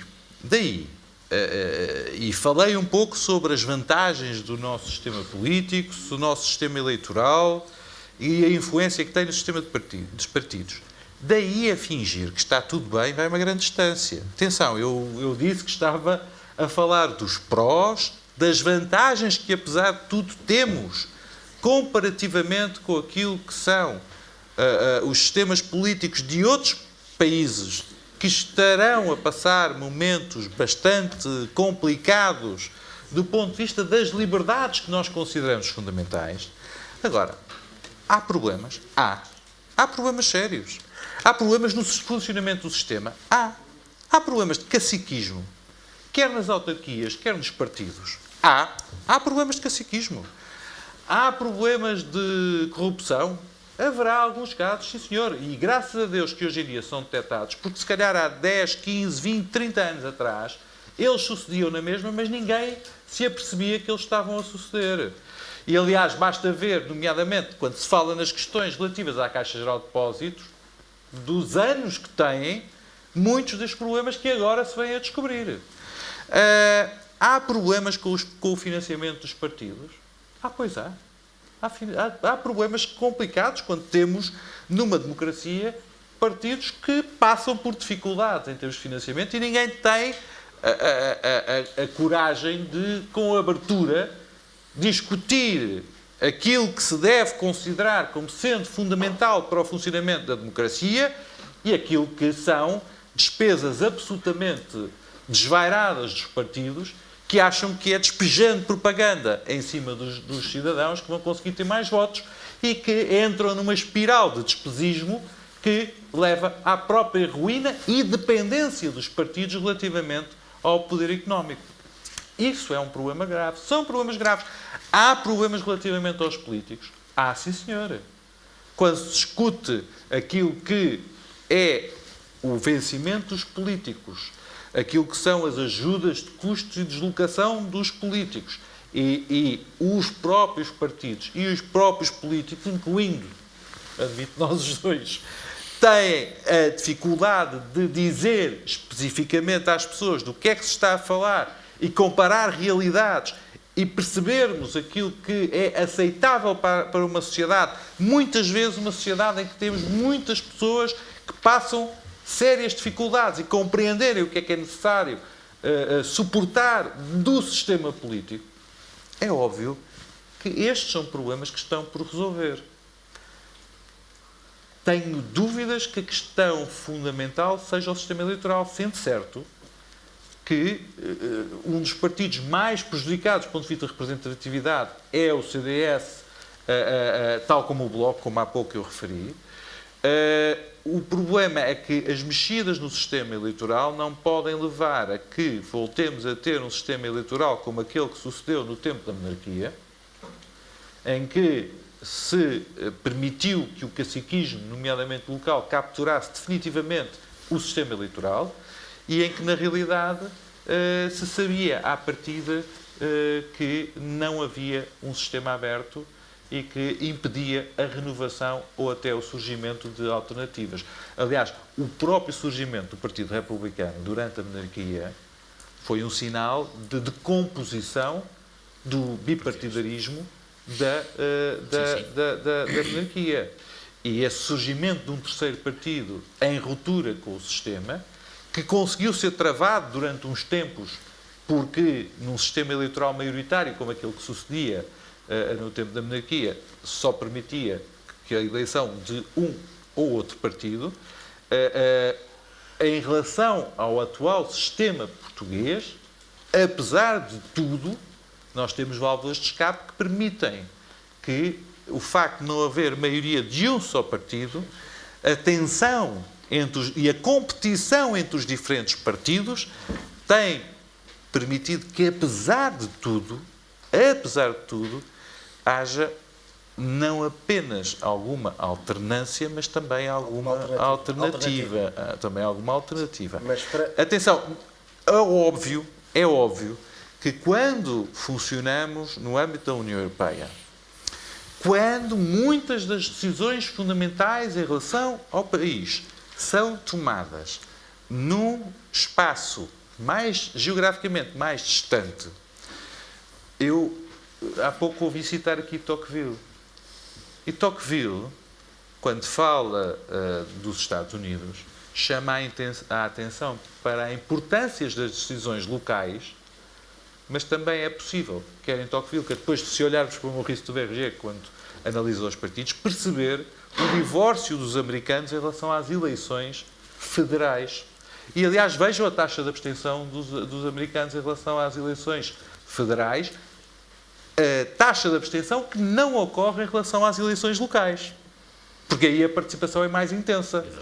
E, portanto, apesar de tudo, é possível perceber que quanto mais distante de nós está a eleição, tendencialmente menos participação e entusiasmo gerarão. O que não significa necessariamente que as decisões que são tomadas nesse nível sejam menos importantes. Ou erradas. Obviamente. Agora, apesar de tudo, nós temos a representação nos diferentes fóruns em que podemos queixar-nos da nossa demografia, não temos o peso que têm os alemães para definir aquilo que é a política europeia, mas com toda a franqueza, se queríamos ter o peso dos alemães, teríamos que ter a produção dos alemães e a dimensão demográfica dos alemães que não temos. Agora, mas apesar de tudo, numa circunstância como aquela que nós vivemos de integração na União Europeia, eu digo com franqueza que não tenho certezas absolutas, mas tenho a percepção de que não é necessariamente com mais democracia proporcional, se quisermos, na Europa, que nós defendemos os interesses de Portugal. Ou até os interesses do projeto europeu. Ou dos portugueses, porque se introduzirmos o critério demográfico como sendo o mais importante, eu lamento dizer, mas nós seremos como Porto Alegre em relação à Europa. Portugal estará como Porto Alegre em relação ao Círculo de Lisboa, ou seja, em determinada altura, os votos que nós representamos na União Europeia não terão o peso suficiente para defender aquilo que são os nossos interesses enquanto povo. E, portanto, entre este equilíbrio do mais democracia na União Europeia ou maior peso dos governos, eu tenho algumas reservas quanto às evoluções nesse mesmo sentido, porque temo que venham a prejudicar-nos. Alexandre. Ora bem, eu queria começar, uma vez estamos a fazer um juízo da democracia portuguesa e depois tentamos atirar para cima da democracia tudo aquilo que são as nossas insatisfações com o país. Convinha, talvez, perspectivarmos algumas coisas. Eu não concordo em absoluto com a ideia de que nós tenhamos 150 ou 170 anos de tradição de fazer eleições. Até 1965, o que nós tínhamos era algo que a monarquia constitucional, a Primeira República, nos simulacros que o Estado Novo ocasionalmente foi fazendo, quando procurou disfarçar que era fascista, todas as eleições em Portugal tiveram, desde 1822 até 1973, uma característica em comum. Ganha o partido do Ministro do Interior. Não, ou seja, na monarquia e na República, no Estado Novo nem sequer mudava o partido do Ministro do Interior, o que acontecia é, primeiro mudava-se o governo. O Ministro do Interior do novo governo organizava eleições e, curiosamente, gerava uma maioria parlamentar favorável ao novo governo. Coisa que, aliás, colocou os nossos reis, que eram responsáveis pela mudança do governo, no centro do sistema político, ao contrário dos seus equivalentes da Europa. Estou de facto problemas com o microfone, e que levou a que o rei Dom Carlos ficasse na mira do regicídio. Nós não tivemos nada que se parecesse com uma democracia pluralista ou com eleições até ao 25 de Abril. Portanto, esta não é a segunda nem é a terceira República. Para mim, esta é que é a Primeira República. A República do 25 de Abril é que é a República Democrática. Depois, esta... A República da Constituição de 76. Pronto, se quisermos. Segundo, esta República herdou um Estado que competia com a Grécia para o mais pobre e atrasado da Europa ocidental no sentido político, uma vez que a Grécia está quase no extremo oriental da Europa. O mais pobre e atrasado. E que tinha um indicador de atraso que era dos mais espantosos, que era o de escolaridade e de conclusão da escolaridade.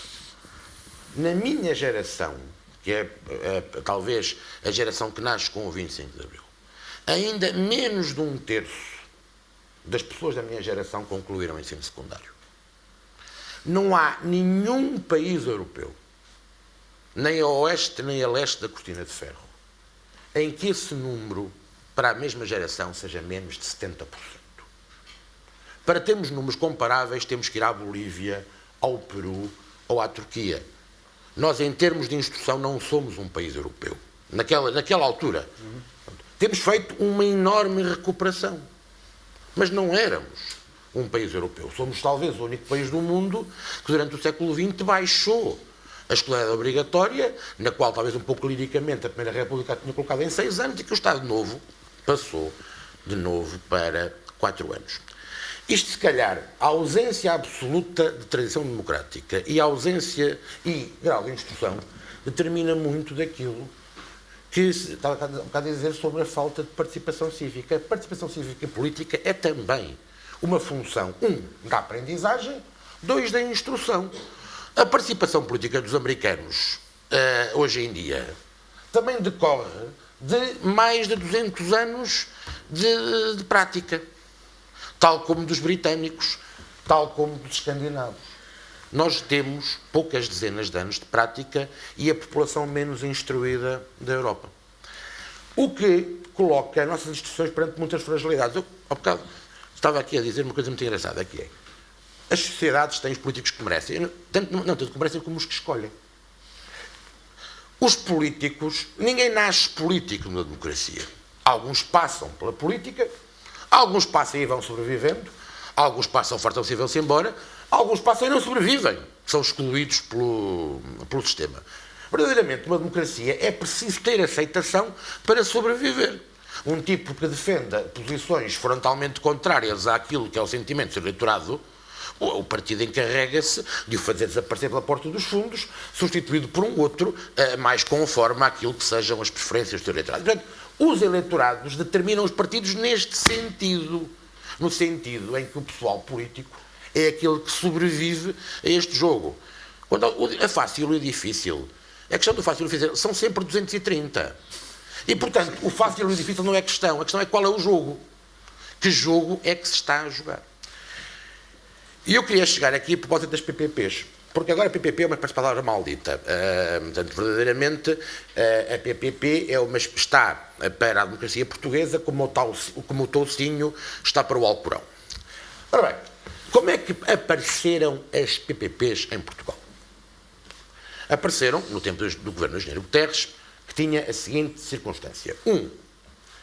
Era preciso descer o déficit orçamental, por causa da adesão ao euro. Grande consenso, tirando, naturalmente, o PCP, à época ainda não havia Bloco de Esquerda no Parlamento.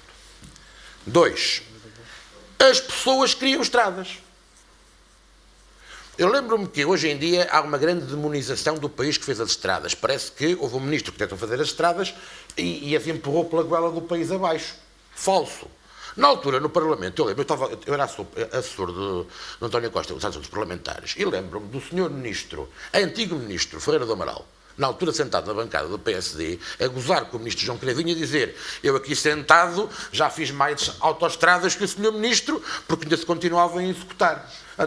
O país reivindicava autoestradas, o Parlamento, a oposição, os Estados da maioria, os autarcas, toda a gente queria mais autoestradas. E as PPPs foram a resposta política a esta dupla necessidade. É preciso descer o déficit. 2. É preciso fazer autoestradas. Já agora, 3. É melhor fazê-las sem portagem. Porque outra coisa que o governo do João Cravinho, do António Terres, aprendeu, quando tentou pôr portagens no Oeste, na autoestrada, foi que enfrentou a grande coligação do Júlio Sebastião com o PSD do agora mais famoso Filipe Barreiras Duarte, que numa votação parlamentar em coligação negativa obrigaram o governo a retirar as portagens do troço que, se passarem lá hoje, ainda têm umas portagens durante 30 km, que foram portagens que a Assembleia votou que deixassem de existir. Portanto, e o governo também aprendeu que isto por portagens não... Já havia a experiência do governo anterior das portagens da Ponte, mais este do Júlio Sebastião, das portagens do Oeste, isto para portagem não. Como é que um governo faz quando? As pessoas querem estradas, as pessoas querem um déficit mais baixo e as pessoas não querem portagens. Faz-se CUTs com uma engenharia financeira chamada PPP. Depois o ambiente cívico ajuda, cívico e político, porque num país como os Estados Unidos haveria um conjunto de instituições que teriam feito as contas e diriam: olhem, em 2014, esse contrato que vocês estão a fazer vai gerar esta despesa. Vai levar à ruína. Pronto. E teriam feito umas projeções de crescimento que já tinham-se enganado, porque tinham feito umas projeções de crescimento muito mais altas que aquelas reais. Isto é dificilmente acomodável, não é? Mas, pelo menos, a sociedade teria ficado com uma noção que era fundamental, que é que as PPPs não são fundamentalmente uma despesa financeira. As PPPs, as rodoviárias, resultaram de terem feito estradas sem portagens. Quando se faz uma estrada sem portagem, como a Via do Infante, acontece, pede-se dinheiro emprestado, o dinheiro emprestado vai para o monte da dívida pública e depois nunca mais se verifica, nunca mais pensamos quantos milhões de euros dos milhares de milhões que pagamos todos os anos de dívida pública, quantos milhões de euros são daquela estrada. Quando é uma PPP, está lá individualizada. A PPP, curiosamente, é um mecanismo de grande transparência. Porque sabemos os carros que lá passam, sabemos quanto é que se paga daquilo. As outras todas não sabemos. Estão naquele monte gigantesco de 150 mil milhões, onde está toda a despesa para a qual se pediu dinheiro emprestado. Agora, mas o ponto aqui eu só tenho que fazer um parênteses, peço desculpa. É que nas PPPs, que são um mecanismo de grande transparência, É o cálculo 80% dos anexos que têm a ver com os pagamentos são confidenciais. Era só este parênteses. 80% dos anexos. Não, assim, eu estava a tentar explicar a mesma coisa. Peço desculpa, mas... Não, continuo. É assim, eu devo dizer uma coisa. Eu acho que uma das coisas dramáticas que aconteceu em Portugal, por proteccionismo, é que os governos fizeram PPPs, a começar pelo primeiro da Ponte Vasta Gama. Em vez de terem chamado escritórios londrinos para assessorarem o governo português, chamaram escritórios portugueses que fizeram a sua aprendizagem do que eram PPPs ao serviço do Estado. 10 anos depois, talvez soubessem fazer aquilo. Naquele momento não sabiam. E, portanto, há imensa asneira nos primeiros contratos de PPPs feitas pelo Estado, que são asneiras devidas a um país não preparado para fazer aqueles contratos. Já sei que o Paulo Moraes diz, é porque é tudo corrupto. Mas pronto, mas eu como não gosto desta ideia de que toda a gente é corrupta... São todos, são quase todos. Pronto, são quase todos. Pronto. É por causa disto que um gajo diz... Um dia um gajo tem que dizer, bom, porra, que o Esparta que eu estou farto de ser político. Porque, não, nas PPs são quase todos. Não. Posso explicar isso? Quase, não, mas o ponto era fundamentalmente este. As PPPs foram a resposta estratégica de um sistema político colocado perante aquelas condições que já tinham esta saída. E num sistema político verdadeiramente não controlava, não tinha coisas para controlar as condições financeiras daquela opção. Ou seja, se naquele dia, em vez do ministro que fez as PPPs, estivesse lá outro ministro que dissesse, eu não faço essas estradas, porque essas estradas um dia custarão muito dinheiro daqui a 15 ou 20 anos, esse ministro não tinha sobrevivido, tinha sido frito pela ação conjugada de deputados da maioria, deputados da oposição, autarcas e jornais, e teria sido substituído por um outro qualquer que iria fazer aquilo. Claro.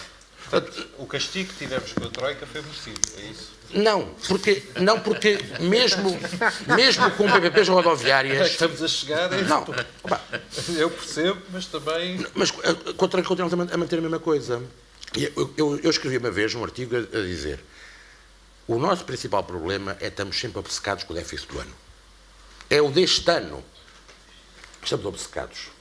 E devíamos estar sempre obcecados com outra coisa, que é as decisões financeiras que estão contidas na legislação deste ano, qual é o impacto delas nos próximos 5, nos próximos 10, nos próximos 15 e nos próximos 20. E o país, eu até aos anos 90, eu acho que o país não falava de déficit. Eu estudei finanças públicas em 1990 e acho que foi a primeira vez que eu ouvi falar de déficit orçamental. Eu acho que o país descobriu que havia uma coisa chamada déficit em 92 do Tratado de Maastricht. 2/3 do país, acho que continuam convencidos que a única razão para controlar o déficit é porque há a União Europeia. Nos países mais civilizados, que têm a democracia há mais tempo, não é? A discussão sobre a dívida pública é uma discussão que antecede a Europa e em que se sabe que o déficit é aquele que se acrescenta à dívida e que, portanto, é despesa que se deixa para pagar com impostos do futuro. Os ingleses saíram das guerras napoleónicas com uma dívida pública que era 250% do PIB. É mais ou menos, em termos relativos, o dobro daquela que nós temos neste momento. O século XIX britânico é todo marcado por debates em torno do pagamento da dívida, e a dívida lá se foi pagando. Em Portugal, de facto, nós temos estas aprendizagens todas tarde demais. Começámos tarde demais a discutir o déficit, ainda hoje estamos convencidos que o governo de Cavaco Silva, que teve um déficit médio de mais de 7%, é uma espécie de modelo de responsabilidade financeira. O déficit de Cavaco Silva são, em média, mais altos do que basicamente tudo desde então até à recessão. E ninguém se preocupou com isso. Ninguém nunca censurou. Alguém se lembra de alguém censurar o professor Cavaco Silva e a responsabilidade financeira? Com déficits médios de 7%. A taxa de inflação comia parte disso. Não, a taxa de inflação como a dívida, mas não como o déficit. Não, eu só ia fazer uma nota, que é, se me permite, que é, há aqui uma dificuldade que temos que ter, convém também não cairmos numa tentação, quer dizer, tudo isto aconteceu, a culpa é nossa, da sociedade, e portanto merecemos ser castigados. Eu acho que a sociedade tem que ser mais exigente, porque nós não podemos continuar durante muito mais tempo a ter governos que se limitam a funcionar em função dos ciclos eleitorais e a funcionar numa lógica de, perdoa-se a expressão, de compra de votos, de contentar grupos de interesses. E enquanto a sociedade continuar a permear os políticos que fazem a gestão destes interesses, que sabemos que se aperta ao cinto antes do ano eleitoral e depois no ano eleitoral se fazem as despesas para contentar e agarrar esses votos, é óbvio que é um funcionamento perverso da democracia que acaba por ter consequências a médio e longo prazo e que todos nós acabaremos por ter que pagar essas mesmas consequências. Sim, vou passar aqui ao Sebastião, que está em pulgas para falar. Não, eu estava a ouvir com muito interesse a história do Dr. Rocha Andrade, porque alguém tem uma experiência política larga e até jornalisticamente é muito interessante. Mas só para dar uma pequena nota. A história que o Sr. contou em relação às portagens e às autoestradas vai precisamente de encontro àquilo que eu estava a dizer há pouco sobre o quão fácil é lá chegar. O quão fácil é chegar a deputado ou secretário de Estado. Porque a história que o Sr. contou é a história de uns tipos que preferiram ir buscar os escritórios de advogados cá do país, quando esses escritórios de advogados não tinham formação para fazer aquele tipo de trabalho. É a história de deputados da maioria que não tinham formação, além do eleitoralismo que o António Carlos também referiu, para fazer aquele bloqueio para não haver portagens. E agora, 10 anos depois, descobriu-se que até o deputado que foi cara desse protesto mentiu no currículo durante 10 anos com uma tese em Direito numa Universidade de Ciência Política cuja orientadora era de literatura castelhana. Portanto, além da tendência para a comédia, o que é muito saudável, porque eu acho que devemos rir, isto só prova... Neste caso, rir-nos de nós próprios também, um pouco. O problema de falta de formação, porque estar a pensar como é que vamos implementar. Vá lá que já temos noção disto, não é? Que é esse problema de falta de formação. Mas toda esta história, gostando mais ou menos do cavaquismo, querendo mais ou menos déficit, querendo menos ou mais portagens, o facto é que nos intervenientes todos dessa história há uma coisa em comum, que é os centros de decisão estavam próximos de tipos que eram ignorantes, que tinham falta de formação e capacidade. E se soubessem, teriam sido substituídos por outros ignorantes, porque verdadeiramente estavam a responder à maioria. E para fazerem aquilo que... E, portanto, como estavam a responder à sociedade, aos jornais, aos restantes, um tipo qualquer, o tipo que tivesse tido consciência do que estava a fazer, teria sido substituído pelo outro. Era corrido, claro. Pelo outro. Um dos dramas da democracia também é esse. Se a sociedade estiver toda convencida, ainda que erradamente, de uma certa direção, removerá da política o obstáculo e colocará a alguém que vai nessa direção. A fórmula de Pareto, não é?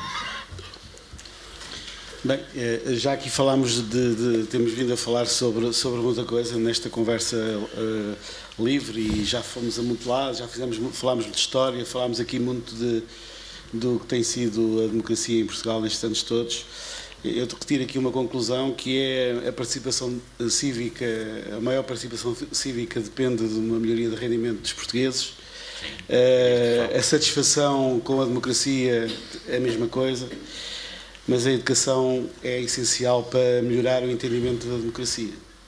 Porque a democracia, como instrumento, precisa de cidadãos esclarecidos, que entendam os procedimentos, que sejam depois mais exigentes e que depois não aconteça como acontece em muitas decisões que são tomadas no imediato e para ganhar eleições e para compra de votos, como estava a dizer.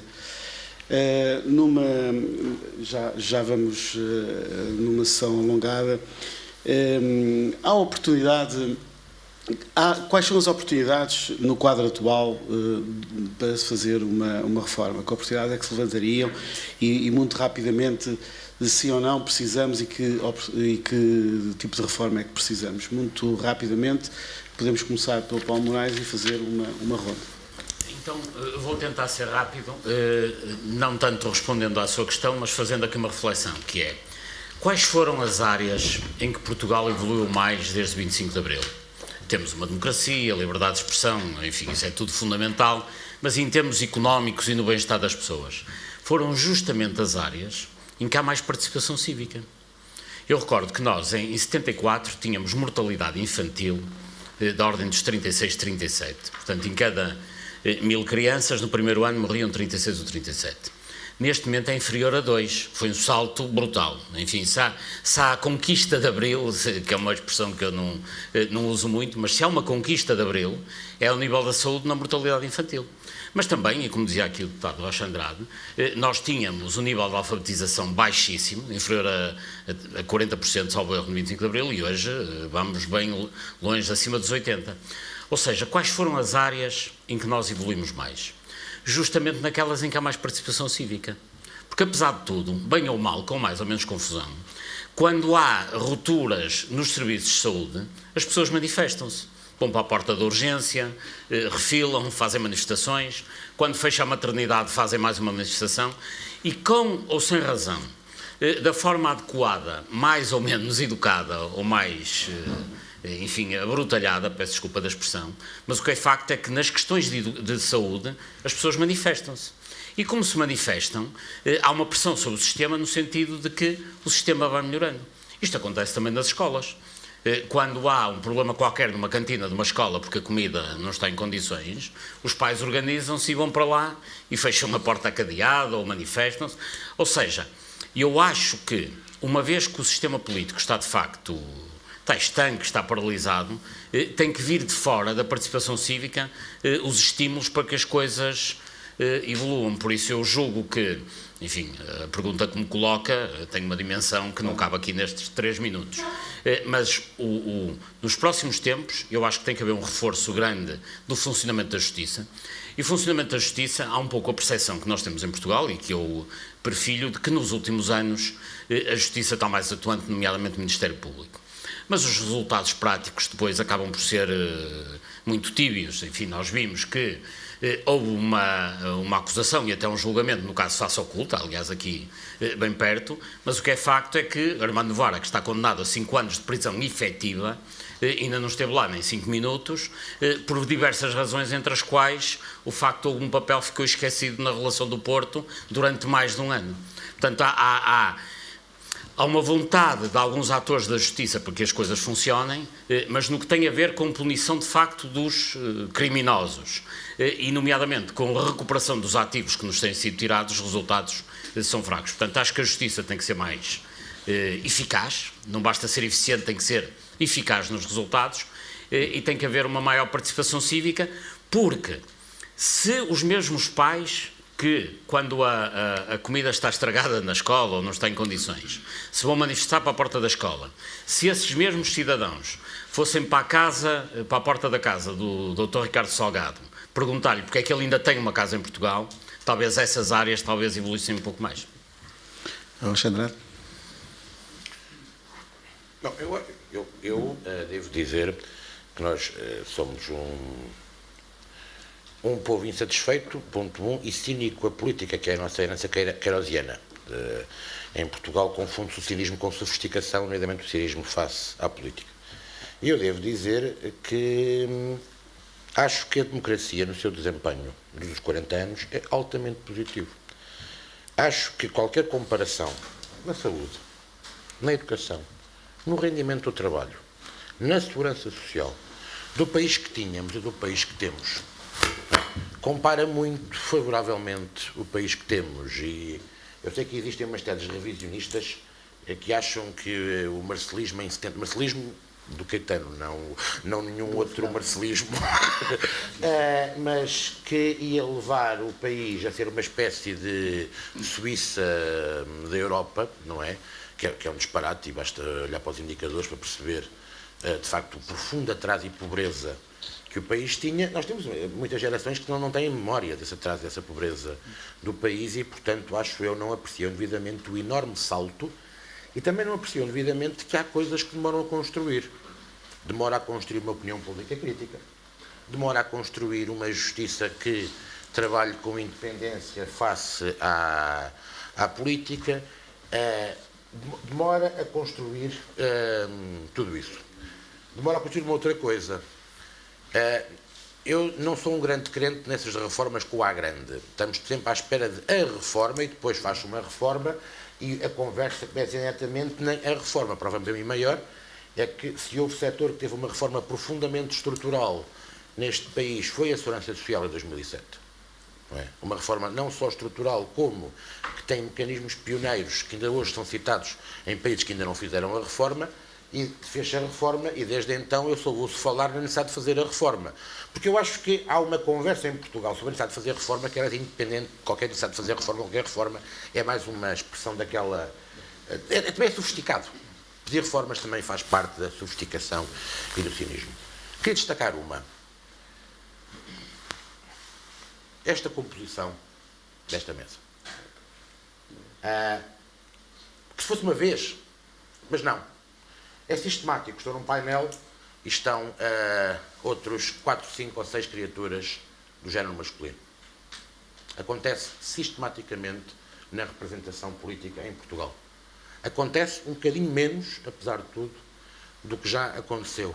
Mas independentemente de coisas simbólicas importantes, como por exemplo a liderança do CDS ou a liderança do Bloco de Esquerda serem femininas, quando descemos desse primeiro escalão para os escalões intermédios, este tipo de circunstância repete-se sistematicamente. O que significa para mim que há metade da população portuguesa que tem uma representação muito insuficiente na decisão política. Eu confesso que assegurar que há uma representação adequada dos 5 milhões dos nossos concidadãos, que são as nossas concidadãs, é uma reforma do sistema político muito mais importante do que assegurar que ocasionalmente o MRPP tem um deputado na Assembleia da República. Ou uma deputada. Ou uma deputada. Embora está na liderança, provavelmente um deputado. António Carlos Monteiro. Eu iria dizer que o grande problema do populismo é dar respostas fáceis para aquilo que são problemas complexos.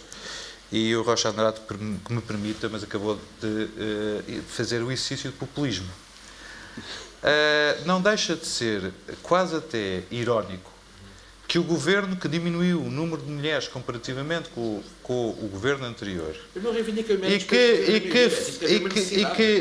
e que não teve sequer o cuidado de pedir ao grupo parlamentar do Partido Socialista para apresentar a proposta, achou o governo que deveria propor à Assembleia da República a mudança da lei da paridade, quando o governo, no mínimo, tinha a obrigação de dar o exemplo. Tem menos mulheres que o governo anterior, não cumpre aquilo que quer exigir aos outros. Pior ainda, os 2 grupos parlamentares que menos mulheres têm hoje, proporcionalmente, com exceção do PAN, que é apenas um homem, que aí é 100%, são o Partido Socialista e o Bloco de Esquerda. Quer o CDS, que aliás penso que é o grupo parlamentar com mais mulheres, quer o PSD, quer o PCP, com exceção, evidentemente, estava agora a referir-me aos verdes, é 50%. Os verdes são o único paritário. São o único paritário, mas qualquer um destes partidos tem mais mulheres com esta lei. E, portanto, querer impor aos outros...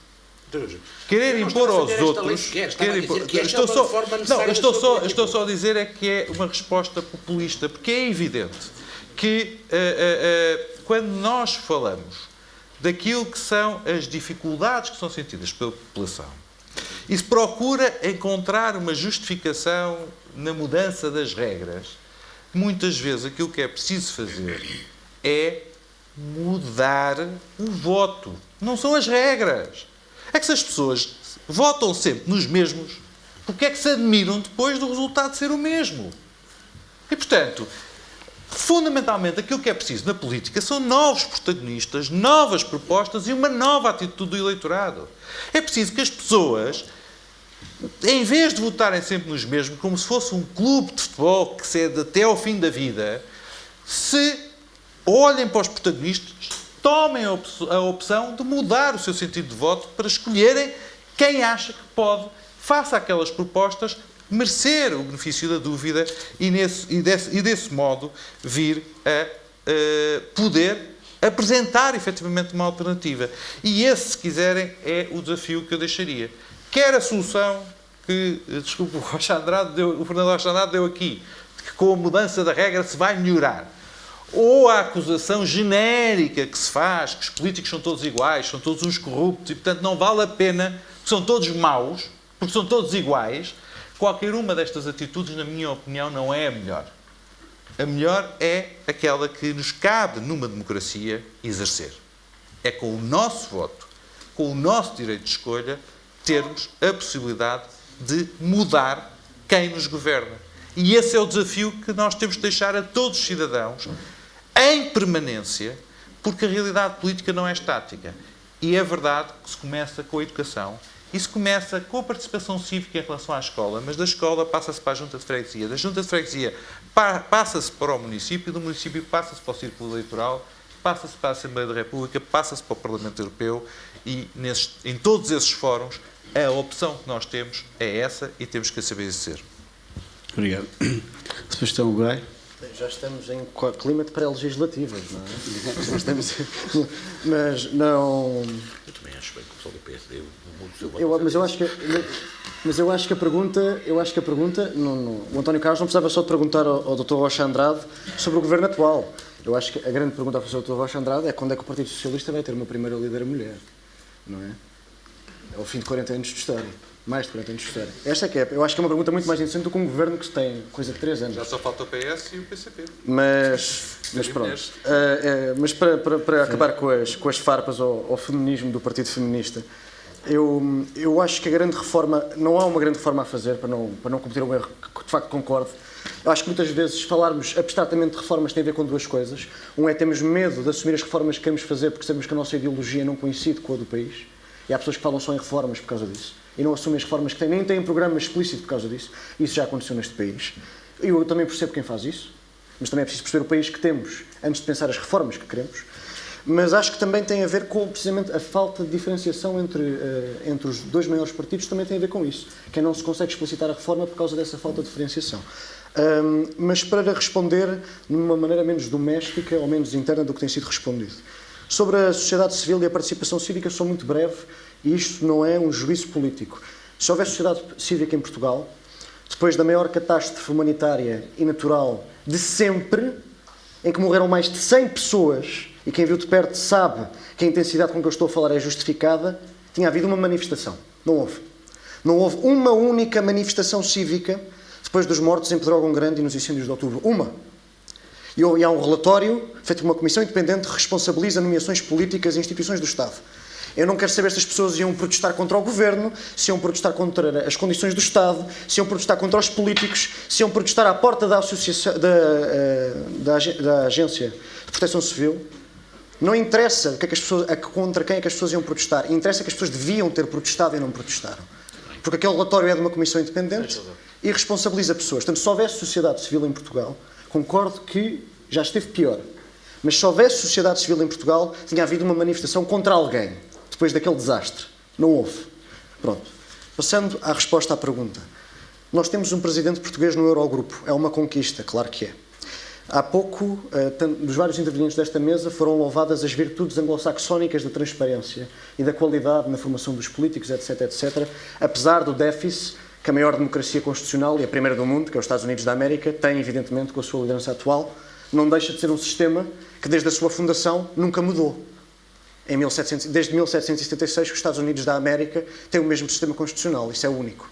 Eleições todos os meses, todos os 4 anos, no mesmo mês, há mais de 200 anos. Há mais de 200 anos. Isso é um fator único, e é um fator de estabilidade, e é de louvar. Mas já que concordamos todos, suponho, com essas virtudes anglo-saxónicas da democracia, Eu creio, e é de encontro aí que vai a minha resposta. Nós, quando olhamos para a União Europeia, e eu sou um europeísta convicto, nós, quando olhamos para a União Europeia, sabemos que o orçamento dos portugueses para questões tão fundamentais que foram faladas por todo este painel, como a educação e como a saúde, chegam a ser decididas vírgulas ou, digamos, perspectivas sobre o nosso orçamento para essas áreas fundamentais como a educação e para a saúde, por representantes não eleitos, em salas fechadas, sem gravação áudio ou vídeo, sem possível presença de imprensa, sem escrutínio democrático, o que significa que a quantidade de médicos indiretamente em Portugal pode ser decidida por tipos que não são portugueses, por tipos que nós não sabemos quem são, por tipos que não são eleitos, etc, etc, etc. Eu acho que uma reforma interessante para facilitar a democracia, tanto do ponto de vista como entre as várias regiões e Lisboa, e depois entre Lisboa e Bruxelas, seria melhorar esta transparência, melhorar este escrutínio, melhorar esta proximidade, porque senão aquilo que vai acontecer é que, independentemente do partido em que nós votemos, vamos continuar a falar da Europa só para dizer que cumprimos o déficit europeu ou só para dizer que conseguimos mais dinheiro para os fundos estruturais. Eu acho que a Europa, do ponto de vista civilizacional, democrático e de projeto para o futuro, é muito mais que isso. Era isso. Obrigado. Muito obrigado. Saúdo a vossa presença e a qualidade das vossas intervenções, e a Assembleia Municipal quer oferecer-vos, obviamente, um presente. Exatamente. Tem que ser. Eles podem receber mais. Sim, eles podem receber mais. Fantástico. Bem lembrado, bem lembrado. Exatamente. Podem ficar com parte do nosso. Se vocês terem esse montante, nós... Exatamente. Tem muito. O PCP acha que 150 é muito. Bem lembrado. Temos 40 euros. Sim, mas não tem solução. Tinha que dizer alguma coisa. Muito obrigado. Obrigado.